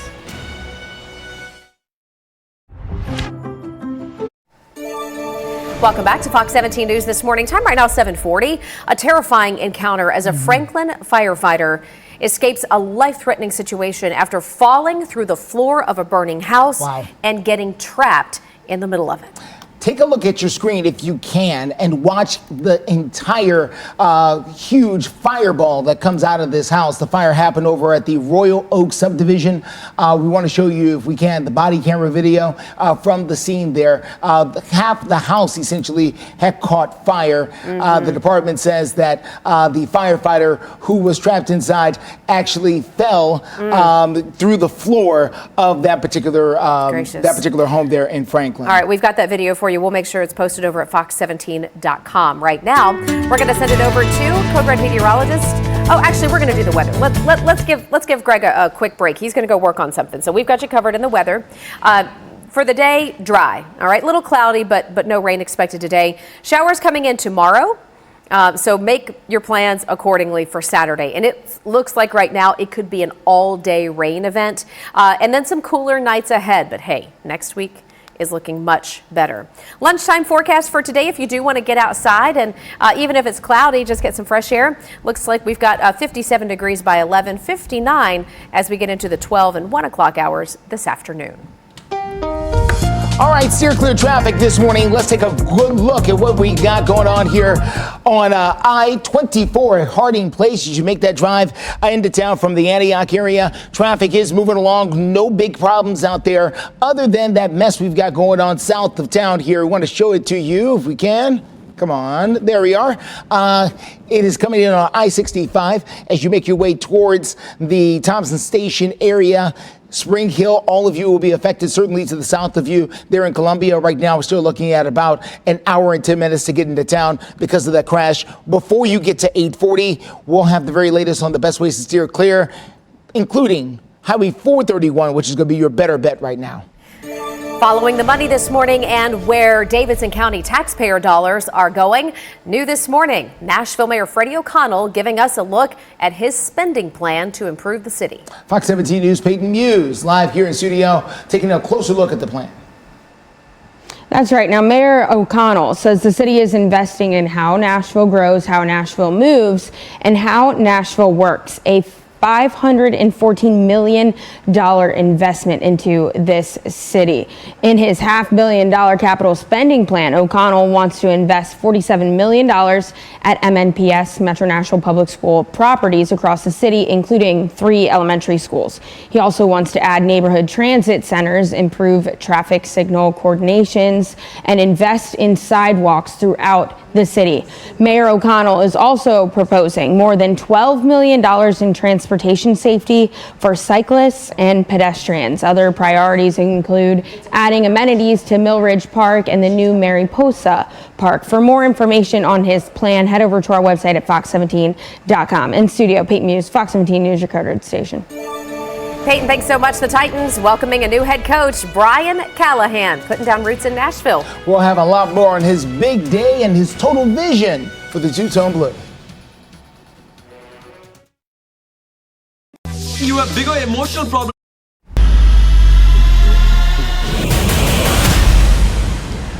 Well, there is a brand new era underway over just around the corner from us, really. Yeah. Down the street over there at St. Thomas Sports Park, because the Titans have now introduced their brand new head coach, Brian Callahan. Yeah, he flew in with his family just yesterday and met with the media for the first time, met with the team. Fox 17 Sports Director Jill Jeldick with the full wrap-up on that big day, plus also looking ahead to the vision for the two-tone blue. A lifelong dream coming true Thursday for Brian Callahan as he was officially introduced as the new head coach of the Tennessee Titans. Callahan said he felt an immediate connection during his first Zoom interview with Amy Adams-Strunk, the Titans owner, and also general manager Rand Carthon, and he said in that moment he knew he wanted to lead this franchise. Callahan also describing his vision for the team with 2 words, resilient and relentless. He said that's what he wants to show up on tape, and that's how he wants this franchise to be described across the league. When you have those 2 things, resiliency and relentlessness, that's when the results come. To be a head coach at the highest level, to be this franchise's head coach is a great responsibility and an incredible honor. Callahan just wrapped up his 14th season coaching in the NFL and spent the last 5 seasons as the offensive coordinator for the Cincinnati Bengals. The last 3 years, the Bengals offense has ranked top 10 in a handful of categories, including 6th in scoring and 7th in red zone efficiency. During that time, Bengals head coach Zach Taylor was the primary play caller, but now Callahan will be the one calling the plays on game day for the two-tone blue. Well, I was involved in a lot of the things that came across his desk, a lot of conversations. His allowing me that access to those conversations has been huge. And I walk into this role today, and I'm sure there'll be plenty of surprises, but I feel very confident that I'm prepared for it. As for the Titans offense, Callahan didn't get into any specifics other than it will feature a detailed passing game and a balanced rushing attack. Callahan has been known for coaching several successful quarterbacks over the years, including Peyton Manning, Matthew Stafford, and Joe Burrow. He says he's learned something from each one of them and believes that experience will help him develop Titans' young quarterback, Will Levis. I thought that Will was a really good player coming out of college, and I thought when you watch him play this year, you saw really growth. I mean, you saw him learn. The NFL is hard. It's hard on quarterbacks. It's particularly hard on young ones. And so I saw a lot of really positive things. Some of the throws, some of his competitive instincts that he put on tape were really impressive. As for what's next for the new head coach, he'll start to fill out his staff. Callahan says he doesn't want to rush the process. It's important to him to make sure he finds the right guys for his staff. And until then, he'll be savoring every moment of this new journey with his family. Reporting from the Titans practice facility, Jill Jelnick, Fox 17 Sports, your Code Red station. 7:49, and this is the best day we've had so far this week. Enjoy it, soak it in, take a look at how much better the skyline looks than it did yesterday at this time, because we couldn't see it yesterday because of the fog. We have turned a corner. Not much fog out there right now in the Nashville area. Even the sun trying to peek through the clouds a little bit here. No rain this morning, afternoon, or evening. Next weather maker is not going to be until very early tomorrow morning, and then it will be on and off throughout the entire day. Unfortunately, a fairly rainy Saturday ahead of us. Here is visibility tracker, though. This is showing us areas where the fog is a little more prevalent. Places that almost had none yesterday have been stuck under it for a good portion of this morning, but the sun is up now. It is helping visibility gradually get better and better. As far as where the forecast takes us going forward, this is last weather maker we had on Wednesday and Thursday. This is the next weather maker. Going to track to the north and the east, and it will bring in a day's worth of rain. Behind that, it will bring in colder temperatures, but by no means the frigid, dangerous cold we had earlier in the month, but definitely a little bit on the colder side. Taking a look right there, though, our chance for even more bursts of sunshine are kind of increasing every time we look at the forecast throughout the day. So this afternoon, you will get a little bit of it, especially more toward the south. Overnight tonight, clouds will pick back up, though, and then watch from the bottom of your screen to the top. That's when the rain begins to move in. Between about 4 and 5 o'clock in the morning, rain starts, picks up, gets a little bit heavier by 7 o'clock in the morning, and then we'll continue with that in droves for the rest of the day. You're not going to expect to see much of this tomorrow morning. I don't anticipate a foggy start to your Saturday. 59 degrees today, 55 on your Saturday, 54, I should say 45 on Sunday, and then we'll stay in the 40s to start next week and get right back near normal for Tuesday, Wednesday, and Thursday with nighttime temps in the 30s, but not a single code red day on the forecast the next 7 days. As of right now, we're looking pretty good. All right, steer clear traffic for you this morning. Let's get to I-24. This is going to be a Blue Hole Road. We are starting to see more of that congestion as you make that drive in. The drive in from Murfreesboro, still over an hour as you make your drive in through Antioch, Smyrna, Laverne, places like that. Let's take you out to another situation we just found a few seconds ago. 65 at the Harpeth River as you make your way in from the Brentwood area. A couple of cars there on the shoulder. It's not a problem now, but what's going to happen is when police get there, and they will, they're going to move everybody over. So it's going to cause a big backup there at the HOV lane. Take Highway 31 to steer clear. Aside from the crashes that we track and steer clear traffic, one of the other biggest problems right now on the roads is the potholes. Yeah. They have opened up with a vengeance this winter, especially after the storm last week. We had the snow, the ice, the below freezing temperatures, all the chemicals and stuff on the road, and it has created a major problem out there all around the mid-state. So let's take a look at what some of our viewers have had to say about these pothole problems that are plaguing the mid-state here this morning. We're going to hear from Judy. Judy says, my grandson had 3 flat tires after hitting potholes in just a couple of months. I can't keep my car in alignment from hitting the potholes. They're everywhere you go and need to be taken care of. Now, Brittany Carmen said there are potholes on Briley Parkway going from Lebanon Road to Two Rivers, pointing out the 3rd lane from the right that have been there since February of 2021, she says, saying they recently repaved that part of Briley right up to the potholes and didn't fix them. And I'm going to double down a little bit here on Brittany Carmen's comment, because I got a comment into Twitter this morning from one of our viewers saying, Rod Schwint saying, alert for the potholes, southbound Briley Parkway, third lane from the center under McGavick Pike at Opryland, colossal. They keep fixing them and they keep opening them up. That's what happens with that. All right, well, the clock is ticking on Zooluminations. We're going to tell you how much longer you have to wait and how much longer you have, rather, to go out there and see the largest Chinese Lantern Festival in Nashville. And right now, live look toward Nissan Stadium, where we just heard all about the new coach for the two-tone blue. As Greg mentioned, too, we can see the sun trying to peek through the clouds out this way. Stick with us. Our 8 o'clock hour begins in just a few minutes, where we'll have more of your local news, weather, and traffic headlines through 9. We're putting our foot down to keep our feet.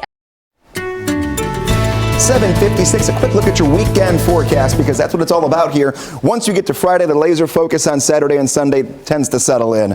Taking a look, temperature swing from today to Sunday afternoon will go from right near 60 for your Friday. Sunshine peeking through right now. We'll see that on and off throughout the day, and no rain. However, tonight into tomorrow, rain will be coming back into the forecast, steady at times, starting right around sunrise tomorrow, if not even an hour or two before, and then that will linger through the morning hours. The only chance for a little break in the rain will be very early afternoon, then another push moves in late afternoon toward the evening. Heavy at times, but we're not going into code red for this one. Sunday looking drier of the 2 days, especially by the end of the day, but then we get even colder than that. We'll have temperatures that'll be in the 30s starting Sunday night, and that'll last all of next week. If you want to track that rain, maybe you're out and about tomorrow, I need to see what's happening on radar. When can I get out? When can I run to the car? When can I take the dog outside? Go ahead and just download the app right there, scan the QR code, or you can go to either of the app stores, and we'll have a new look at future track and that hour-by-hour timing as we do go into our 8 o'clock half hour. Steer clear traffic out there for you. Let's take a quick look, if we can, out and about. This is 24 Blue Hole Road. No big problem coming in from Antioch. Want to show you this, 65 at the Harpeth River Bridge. A crash there on the shoulder close to the barrier. Authorities still have not gotten there yet, but when they do, it's going to slow things down. Speaking of slowdown, we're starting to see things lighten up, we understand, a little bit here. From Columbia into Nashville, 64 minutes on that drive as you make that drive up I-65. We've been dealing with a crash very close to 8:40 for the last about an hour or so, but the drive time was much longer than this. At one point, you could take Highway 31 or 431 as the best way to work your way around. Once you get to 8:40, you should be in much better shape. Hey, let's look ahead to Sunday. We have the NFC Championship game right here on Fox 17. Going to be an epic matchup, and it could be historic. Yes. If the Lions pull off the win, they're going to play the San Francisco 49ers, and that won't be easy, but the winner will punch their ticket to the Super Bowl. Game starts at 5:30. By the way, the Lions haven't won the championship. They've never won a Super Bowl, but their last NFL championship, 1957. In the meantime, the 49ers, they've won 5 Super Bowls. This Fox 17 News segment is sponsored by the Nashville Zoo. Well, the Nashville Zoo is still hosting Zoolumination. That is the nation's largest Chinese lantern festival. But if you haven't seen it, unfortunately, time is starting to run out. Now, the fun will end coming up on February the 4th. You can visit the rest of the week and next week, Thursday through Sunday.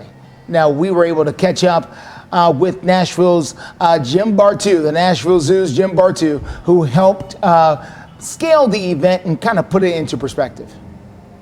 It's well over 1,000 lanterns if you're counting every single one. Some of them are very small, some of them are 50 to 60 feet high. They're just all over the place. And it lasts on about 3 miles of trail, so you're kind of wandering all over the place as you go.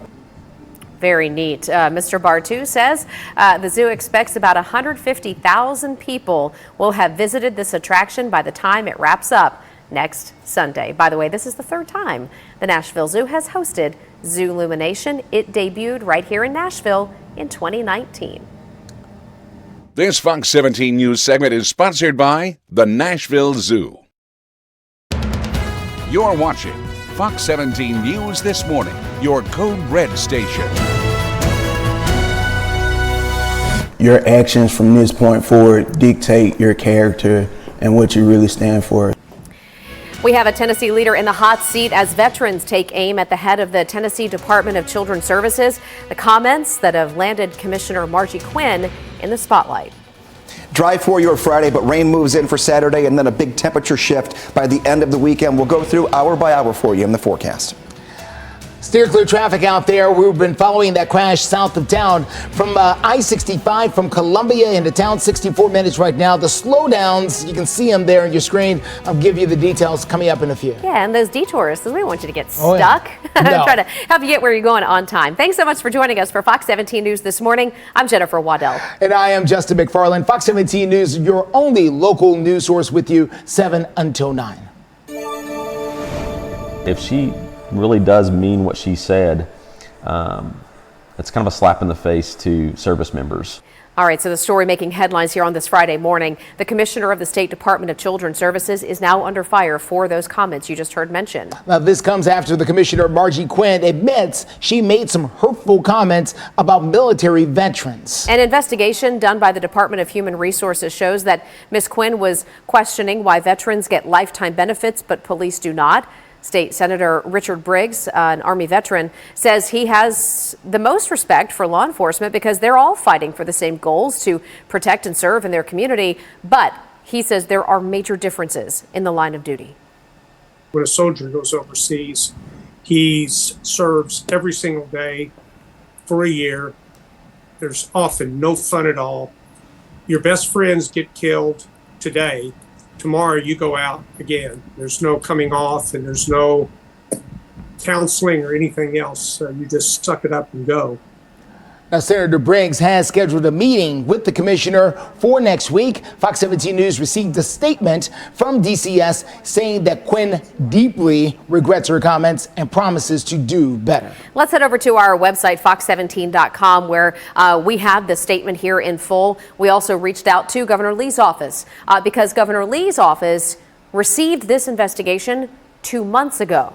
We asked what course of action, if any, he would be taking. So far, we haven't heard back. You can read the state report following the investigation by visiting our website, fox17.com. In the meantime, our weather. Yes, I got you covered right here. 8:03 is the time this morning. What are we watching? We're watching what happened the last 48 hours, how it could impact just this morning, and then we'll look ahead to the next weather maker. It's always trying to figure out what could get in our way next time around. So here's what we're dealing with. Still some wet pavement out there. We're going to have a little additional rain overnight tonight that will really pick up during your Saturday, but none for your Friday when it comes to the morning and afternoon hours. Do not worry about it slowing you down. No umbrella for this one. There is still some patchy fog, though, south and east of the Nashville area. Our code red threat level is in the all clear. That arrow's been moving around all over the place here this month. It's going to stay right there for at least the time being, which is a good little break for us here. We need it. Tracking those rainfall chances, though, for the weekend. Future rain is going to bring in potentially 1 to 2 inches of rain into Middle Tennessee. So we're going to take a look at this coming up in a moment. Brand new model run is coming in as we speak. That's why when I push the button, it's not moving. We're going to get the freshest data we can to you coming up in your next check of your code red forecast in less than 5 minutes. Steer clear traffic, something unique going on right now on I-65 at the Harpeth River Bridge. So TDOT showed up and there was no traffic with them. Now you can see two of the TDOT trucks are basically holding back 4 lanes of traffic there on I-65. And they're all going to need to move over here soon because of that accident that's sitting there on the shoulder of the road. So I'm not sure why they took this extra step. Normally, they just pull the truck in, everybody moves over a lane. I'm not sure why they needed to stop the whole interstate, but they did. So just know, things are going to be slow 65 from Brentwood into town. You can take Highway 31, it's Franklin Pike, in order to steer clear. And now they've stopped traffic altogether again. So it looks like they're going to move the car. I think this is what they're preparing to do, move that vehicle from one side of the interstate to the other so they have more room to operate. That's what it seems like they're doing. It is unusual, though, Justin, to your point. Why would they have slowed down traffic so far back behind? I'm not sure. That's a little unusual for them. So apparently they've given the car a nudge and it's moved over to the other side. And 2 police officers as well. Yeah, THP's been out there. Huh. It's unusual. We watch this all the time. This is unusual. Yeah. We'll keep track of it there on the south side from Brentwood in. And right now at 8:05, women in Nashville are getting more help from a program aiming to make sure they and their babies are well. Fox 17 News' Karen Aguilar tells us about this program and what it can do for those who are expecting. The program, My Baby for Me, is trying to make a difference in the lives of expectant moms and moms. The difference really between the life and death for some of these infants. Now, the Church of Jesus Christ of Latter-day Saints, along with other partners, are hosting a rally here at Ephesians Primitive Baptist Church at 10 a.m., trying to get these mothers to come up and sign up for their weekly classes. They'll be having an informational session right here, teaching them things about this class, which would provide them with resources and tell them how to take care of their babies even. That's just some of the things that they'll be talking about. Now, I'm here with Pastor Cornelius Hill with the Ephesian Primitive Baptist Church.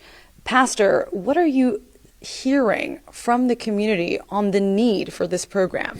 One of the things we are hearing is the frustration and the level of frustration that young mothers or expectant mothers are making sure that their children and themselves have the life, the need for achievement. They are frustrated. They don't know how. They don't have the resources. This is a food desert. They don't have the adequate things that they need to raise healthy children.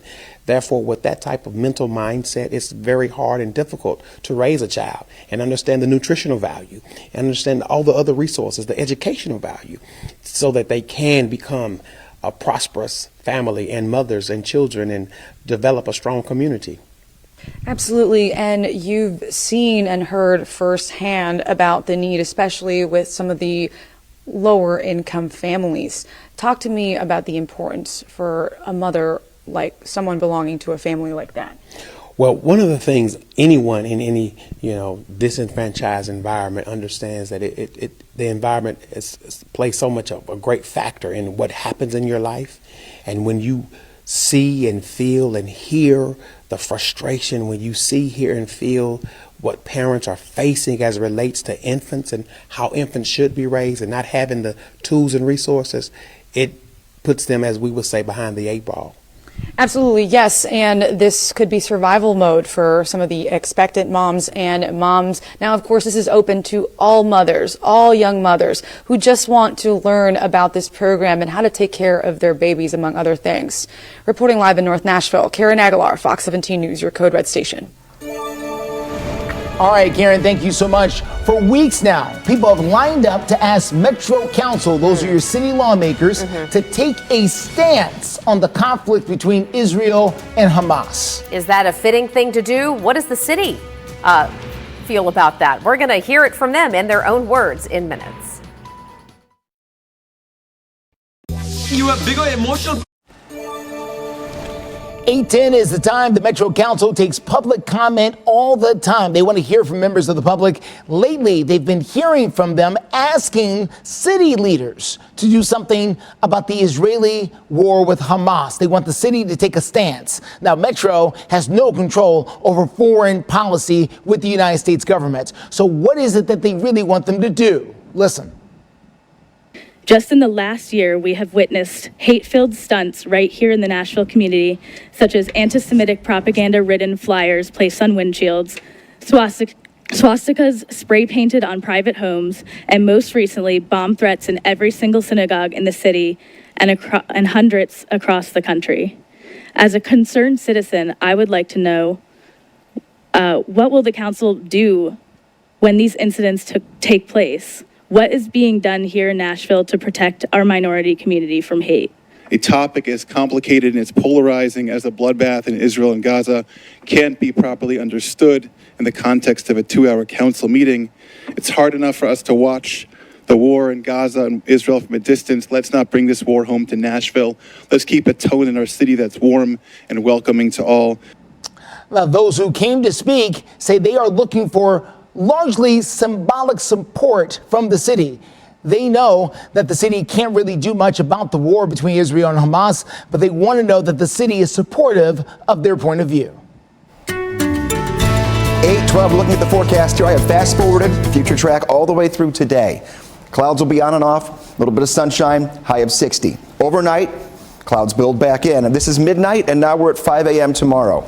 Rain begins to move back in. Green, light rain, yellow and orange, heavier rainfall. This continues through 7, 8 o'clock in the morning. Listen up, if you have plans in the morning tomorrow, you're going to be working through batches of some rain that will at times be on the heavier side. Best chance to see a little bit of a break in the rain is going to be early afternoon before one more round tracks through late afternoon into the evening, and then a few lingering light little sprinkles can't be ruled out during the morning hours of your Sunday. Then that is it. We turn off the rain starting Monday for potentially the entire week, Monday through Friday of next week. So better things are ahead of us if we can just get through one more push of some rainfall that comes in starting overnight tonight. Well, coming up next with your Steer Clear traffic, it's going to be I-40 at Dallas and Pike. We've got the very latest on your drive times coming up in a few. New this morning, Nashville Mayor Freddie O'Connell gives us a look at his spending plan to improve the city. I'll break that down for you in just a few minutes. Your design obsessions. Welcome back to Fox 17 News this morning. It is 8:15, and new this morning, the Cheatham County School District says they're out of substitute bus drivers, and that's going to impact their ability to get your children. Cheatham County says parents on bus route 15 today have had to get their kids to school on their own. Now, this could have an impact come Monday. We're monitoring that right now. That bus route 15 will not be impacted this afternoon. But this does impact students who go to Pegram Elementary, Harpeth Middle, and Harpeth High School. Again, no impact for this afternoon. The district will be able to get everybody home. They just didn't have enough drivers to get everybody to school this morning. We'll let you know if that changes. Well, new this morning, Nashville Mayor Freddie O'Connell is giving us a look at his spending plan to try and improve several things across the city. All right, so the big question we're working to answer is, where are your taxpayer dollars going? Fox 17 News reporter Peyton Muse joining us live here in studio after taking a closer look at this capital spending plan. Yeah, Mayor O'Connell says the city is investing in how Nashville grows, how Nashville moves, and how Nashville works. Now, it's a $514 million investment, which will give upgrades and replacements where needed, sort of out with the old, in with the new. Now, the capital spending plan includes investing $25 million for Nashville's East Bank, but most of that spending money goes into Nashville's neighborhoods. The plans looks to add also amenities to Millridge Park and the new Maricopa Park. Now, how Nashville moves focuses on transit and transportation infrastructure. The mayor plans to invest in a new traffic management system that monitors traffic flow. Also, the mayor is investing in sidewalks and stronger bus fleets and neighborhood transit centers as well. Now, education is where a large chunk of that $514 million is going towards, and Mayor O'Connell wants to invest $47 million at Metro Nashville Public School properties across the city, including 3 elementary schools. And for more information on Mayor O'Connell's plan, head over to our website at fox17.com. In studio, Peyton Muse, Fox 17 News, your code red station. All right, Peyton, thank you very much. 8:18 is your time right now. And I heard Greg say just a minute ago, if you have any plans tomorrow morning, go ahead and make rain a part of the plan. Yeah, rain gear, umbrellas, the whole 9 yards. Not going to be too windy, so you don't have to go crazy and have be completely decked out and have to keep the umbrella at home. But definitely going to be a little bit of a rainy start for us here, and that will go into good chunks of your day. There's not a specific hour of the day I can guarantee you that you're going to be dry. So you'll want the Fox 17 Code Red Weather app. You can look at the radar in your neighborhood in real time and kind of give yourself that little window of opportunity to get outside if you need to. Speaking of outside, they have had the crane game going here a little bit down on Lower Broadway. Nicest morning we've had so far this week, that's for sure. Taking a look here, what to know. Rain for the weekend. First showers are right before sunrise. They pick up not only in coverage area over the radar, but also how heavy the rain's going to be throughout the morning hours. Likely no thunderstorms, though. Watch out for the potholes. We've been talking about it all morning, and it's just getting worse and worse every time we check. Not only our main roadways, but even a lot of our secondary roads Yeah, things are getting a little bit interesting now that we had the thaw and the rain, and we're going to get cold again next week. Future rainfall, 1 to 2 inches of rain likely by the end of this system that moves in tomorrow. I'm not buying into the 3-inch mark, but 1 to 2 inches is a pretty good ballpark for it. That will be on top of the rain we put down over this past week, which was about 4 inches in total when you add up the entire month. Coming up in a few minutes, we're going to look ahead to your 7-day forecast, and we'll piece together maybe a reason you can get out later today. If you haven't thought about the person that you might be married to yet today, or something special to do, I'll give you a reason why you might want to. Valentine's Day is still coming up. That's true. Steer clear traffic for you this morning. Let's take a look. This is 65 on the south side of town. This is in the Moores Lane area. As you can see, traffic backed up in a big way because of some slowdowns up in front of it. Now, we were watching that situation over at the Harpeth River Bridge a few moments ago on 65 near Brentwood. We know crews are still there. They're just out of the camera shot at this point. But this is some of that backup that you're seeing as a result of that crash. Overall drive times look like this: 34 minutes from Franklin into downtown, 55 minutes right now from Murfreesboro, so we're down under an hour, 37 minutes as you make that drive in from Hendersonville. It is 8:20 right now. Universal school choice. Boy, it's a hot topic right now, and it's one of Governor Lee's top priorities this legislative session. Why some lawmakers are pushing against it. And crisis in the classroom. Feels good to be home. Welcome back to Fox 17 News this morning. Crisis in the classroom right now. Tensions along the aisle when it comes to Governor Bill Lee's top priority this legislative session. The bill for universal school choice. It hasn't even been filed yet, and already some Democrats are rallying against it. Fox 17 News' Megan O'Halloran reports. So far, the Universal School Choice program has been adopted by a handful of states like Indiana, Ohio, Louisiana, and Wisconsin, to name a few. The program would essentially give public school students a state-funded taxpayer stipend to go towards private schools. Governor Bill Lee is set to file his signature legislation any day now, strategically setting the stage for universal school choice at his upcoming State of the State address. Over the last decade, with Republicans in leadership here within the House and the Senate and the Governor's Mansion, we've added about $3.5 billion new dollars in K-12 education, because our goal is to make sure is that every single child in the state of Tennessee gets a great education. And so those two conversations are really going to be one as we continue to push forward. However, Democrats think the program is not the best way forward, even discriminatory, even though the program would be open to every public school child. But unfortunately, this new voucher plan is going to give those students who attend private school, who can afford to attend private school, more resources than the kids in our public school system. The priorities that are being established with this voucher program are misleading and misguiding, and they're going to hurt our public school system. With these fundamental differences, each side will be working tirelessly to get votes from the other side. Some Republicans we talked with said they need to see the bill first before they can comment on it. That was Fox 17 News' Megan O'Halloran. Governor Lee will be holding his 6th State of the State address coming up Monday, February 5th at the Capitol at 6 p.m. This issue will come up at that time. By the way, we'll be there. We'll be streaming it and have you covered right here on Fox 17 News this morning for reaction the day after. Crisis in the classroom, by the way, our commitment to exposing problems and finding solutions for issues in our schools. So if you have a story you want us to look into, you can email us news@fox17.com. or call the tip line. That number is right there on your screen. Let's look at your forecast here. This is that Friday morning that you can enjoy because there's no fog like we had yesterday in the downtown area. Temperatures are mild, if not manageably reasonable for this time of the year. And we're going to be up to 60 later on today. We saw some bursts of sun about 15-20 minutes ago. Those have been taken over by clouds again. That's how today is going to go. Clouds, little burst of sun, clouds, little burst of sun, especially for the afternoon. The only place where there's still a little bit of fog that is lingering is where it's been all morning, Murfreesboro down through McMinnville, but this is not nearly to the extent we saw yesterday anywhere. So this should not be much of a problem for you now that the sun is up. Visibility is not as big of a deal. No rain for this morning, afternoon, or evening, but take a look. The higher the bar goes, the more numerous showers and potential heavy downpours will be.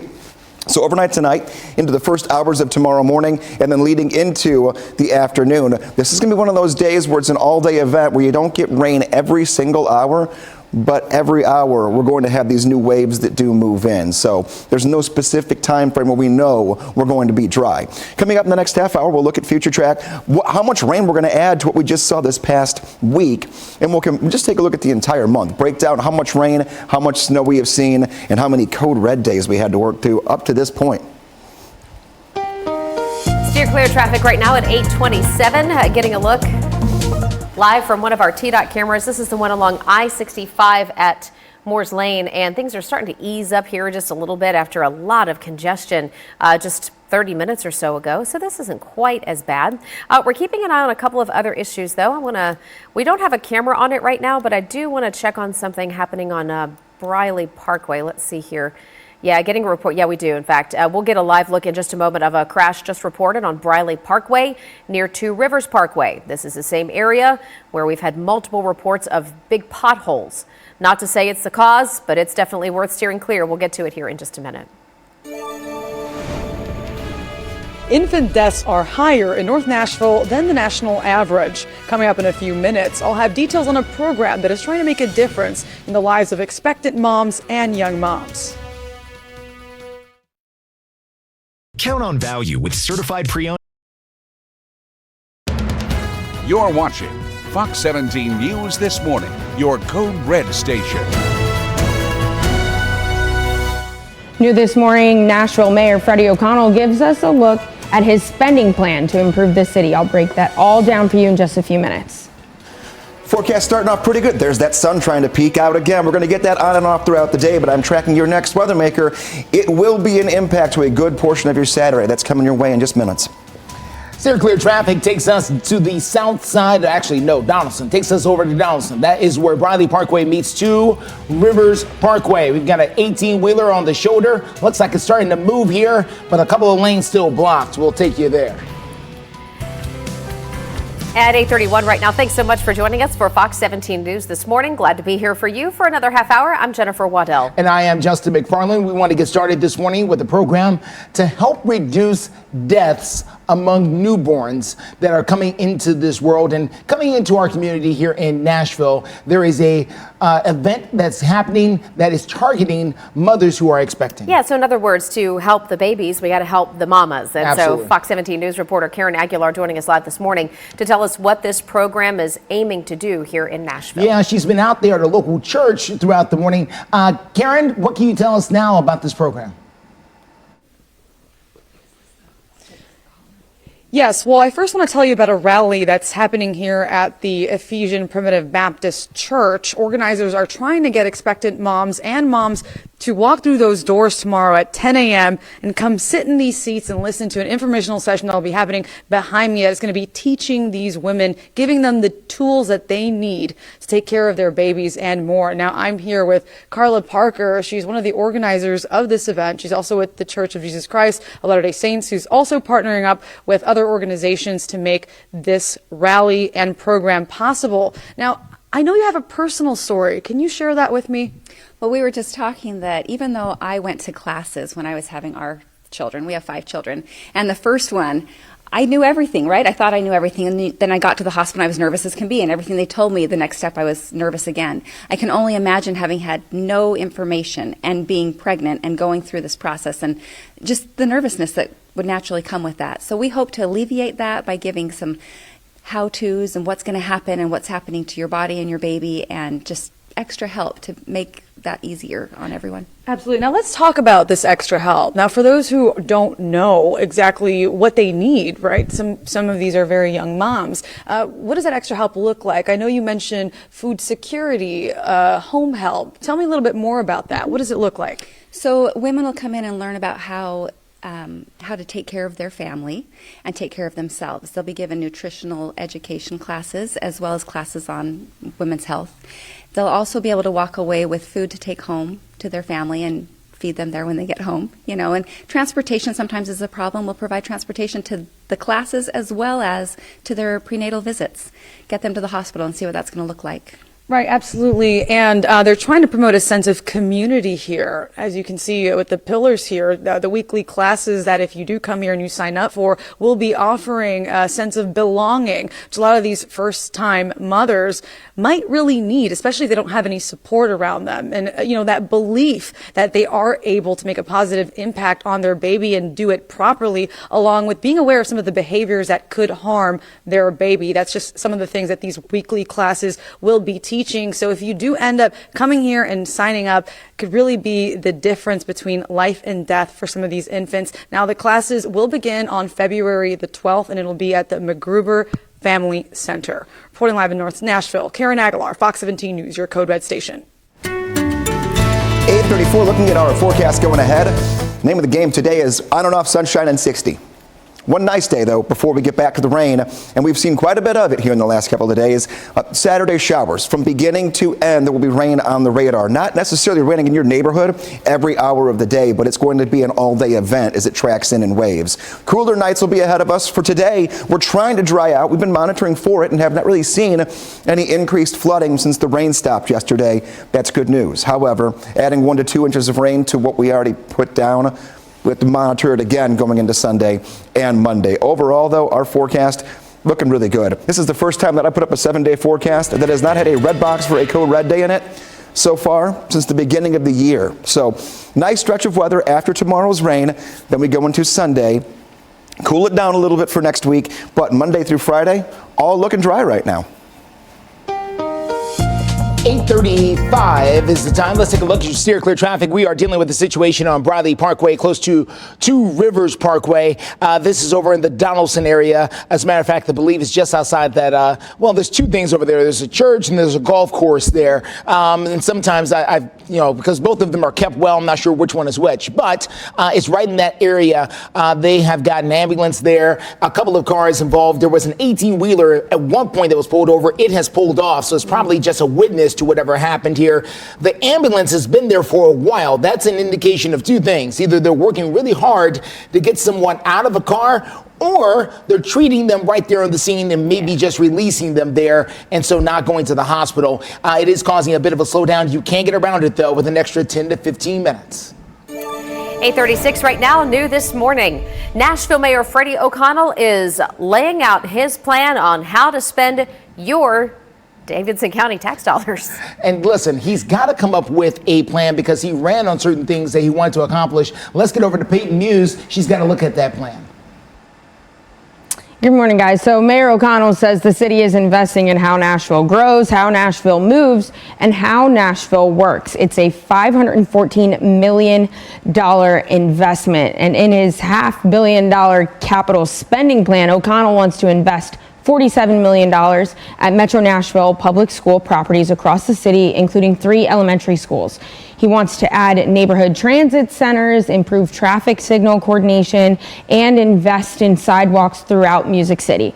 Mayor O'Connell is also proposing more than $12 million in transportation safety for cyclists and pedestrians. Other priorities include adding amenities to Mill Ridge Park and the new Mariposa Park.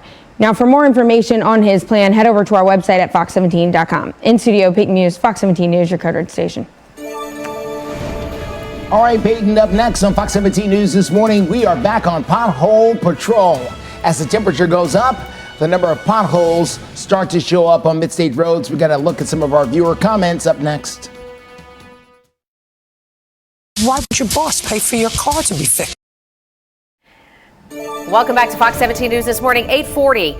As we speak, right now, behind us on Briley Parkway, we have a situation involving cars that may have gone through what did you refer to them at? Gone through the dinosaur tracks? Dinosaur tracks. The potholes on Briley Parkway right here near Two Rivers are massive, and that's what we're about to dive into, the current pothole problem here in the mid-state. And there are lots of them, by the way, on Briley Parkway, so heads up on that. Let's take a look at what some of you have to say about our pothole problem that is hitting us hard here in the city after the winter weather moved through last week. Brittany says there are potholes on Briley Parkway. Yeah, we just saw them, Brittany. From Lebanon Road to Two Rivers. Yeah, that's what we're seeing too, Brittany. Tracks. Third lane from the right. Yep, that's what. Now Now, Brittany says they've been there since February 2021. Brittany, this is what I'm saying about that. They have repaved and then they pop back up again. It's a difficult spot for them to repair for whatever the reason. I don't have an answer for that, but they've addressed it and then it keeps happening. You know, and Brittany's not the only one who has messaged us this morning. We I had agree. another message from another driver saying the exact same problem spot. Jim Hardy feels like nothing's going to be fixed until after the $3 billion stadium is finished first. Well, we got separate money pockets for those things. Just, one doesn't fund the other, but I understand. Just so you know, but we do understand the concern. We understand the point. I understand the point. You can continue to let your voice be heard over on our social media accounts, including our Facebook page. You can find us over there at Fox Nashville. All right, so let's get to that steer clear traffic this morning, and that includes a live look there at that problem spot we were talking about. Briley Parkway, Two Rivers Parkway. You can see, if you look over to the right-hand side of your screen, you can see there some of those vehicles. They're trying to miss the potholes that have popped up. And if they move the camera again, we can show you where there are so many more than what you see here on the screen. So they're going to have to get a crew out there and do some repairs. We know for a fact that TDOT has already done emergency road work on other parts of the midstate this morning because of potholes. They've also had to replace a sign overnight that was knocked down after a crash that took place on 65. So it's been a long couple of days for TDOT. We'll keep you up to date. Just give yourself extra time if you got to take Briley Parkway near Donaldson. And just a really quick look here in our weather department. Greg left us a note that answers the question, when does the sun return? It's the $1 million question. I know everybody's ready to see the sunshine again and warmer temperatures as well. It looks like next week is when we really start to get into more sunny days. Cloudy this weekend, rainy tomorrow. We'll check in with Greg for a final hit of your forecast in just a few minutes. Get your vitamin D indoors these days. Well, is the American dream in danger? We're going to tell you what a report has to say about home ownership and the fact that it's out of reach for most Tennesseans. We can tell you how to prepare yourself for better times.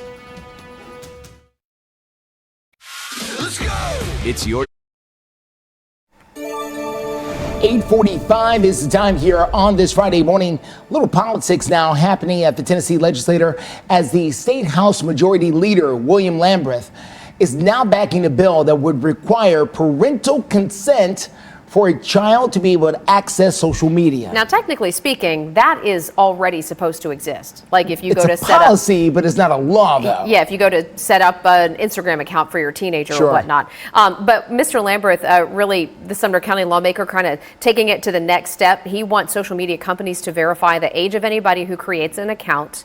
And if that person cannot be verified, they would not be able to get an account. Now, what does that verification process look like? We haven't seen that yet. Verification, though, would be required only for a first-time login.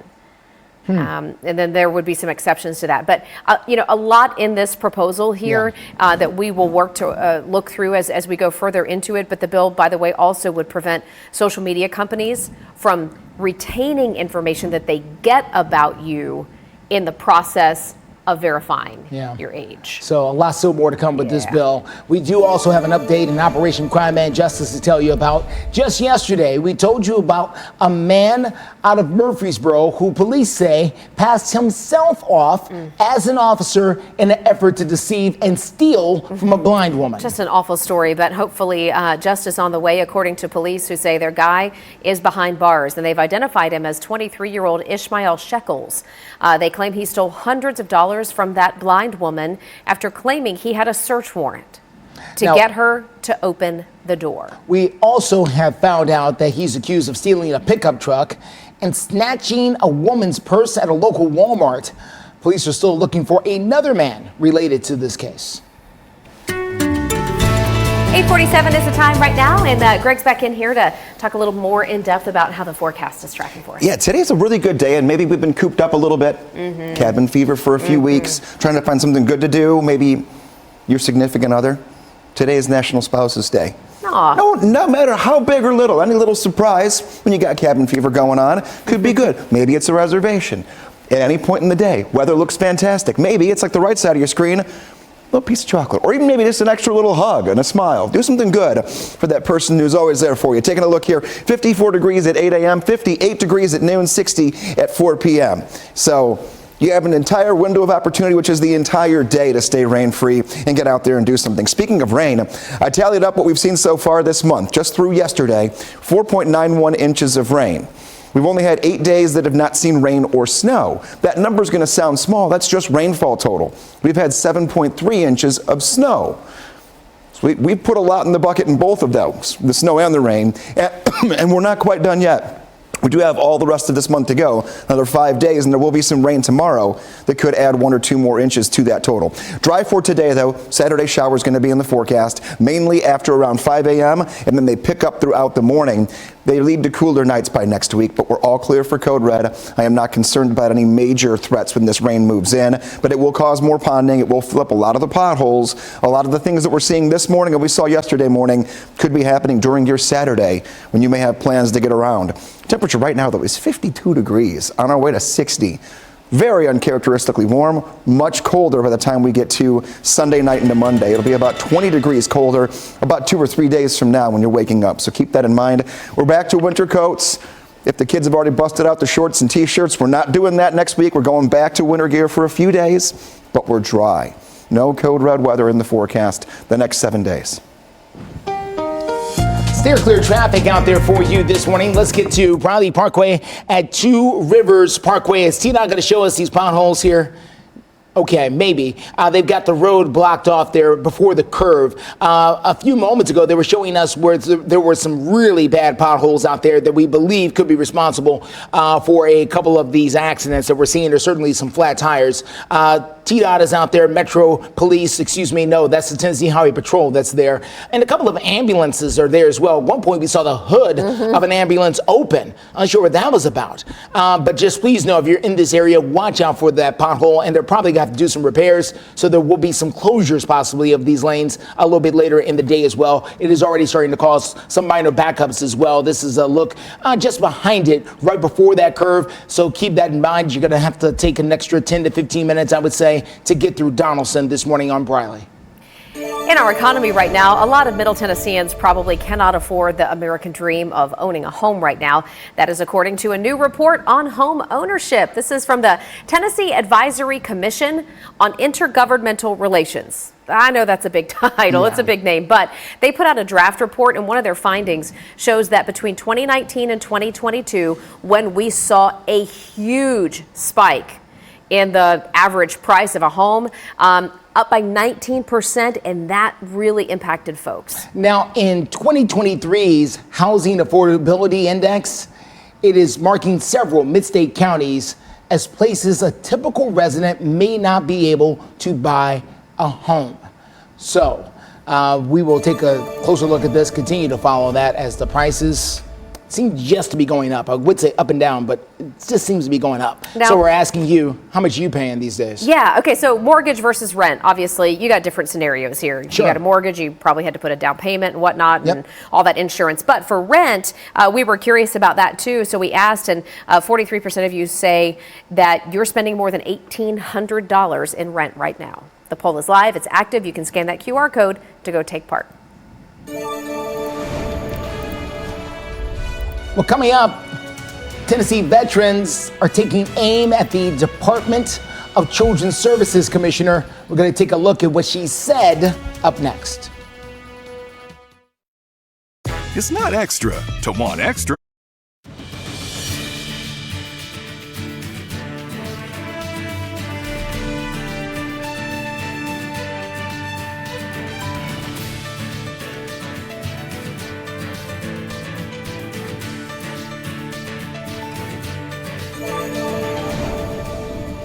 Well, here is a recap of our top story of the morning. The commissioner of the State Department of Children's Services is under fire this morning. This is after Marjorie Quinn admits that she made some hurtful comments about veterans. You can hear from the veterans themselves as they are speaking out about this. You can read more about it at our website, fox17.com. And right now we get a final check of our forecast with Greg.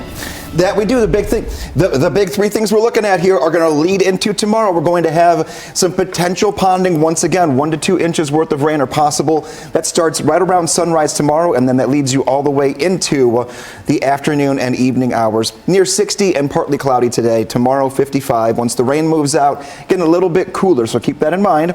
Temps go back to the 30s overnight. So waking up for the bus stop on Monday, heading to work, we're back to some cold times. All right, good stuff. Time for America's Steals and Deals to save you some money. Have a great weekend.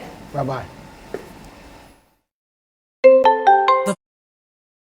Sponsored by the Big 98, Nashville's #1 for new country and the home of the Bobby Bones Show. We're so pleased to have on the show an incredible guitarist, singer. He does it all. Originally from Australia, Tosh Farron. Tosh, thanks for coming on the show. Thank you for having me. I feel like I know you. You know, it's like I've been following your career since you were like a little kid, and now you're a teenager. Yeah. Traveling all over the U.S., selling out shows everywhere you go. Yeah. What does that feel like at 14? I mean, it's cool, but I've been doing it for a long time now, so it's almost normal, so yeah. Yeah. Yeah. But I mean, is it almost normal like when you're sharing the stage like with Carlos Santana, you know, Matchbox 20, Kiss? I mean, is that, because most 14-year-olds do not get that experience. I mean, most people my age, Taj, do not get that experience. I mean, that's the cool, that's definitely the cooler parts of the tours and stuff. But yeah, no, that's probably the best part of what I get to do. Talking about your 2 singles also, Cruise is a very fun instrumental and everything, but Crossroads, you know, I can really tell that you've really been focusing on your vocals a lot, because it seems to me, like a lot of us, that guitar kind of came easier to you. You started playing guitar at only 7, correct? Yeah, I got my guitar at 7 and I started properly playing at like 8 or 9. Yeah. So, yeah.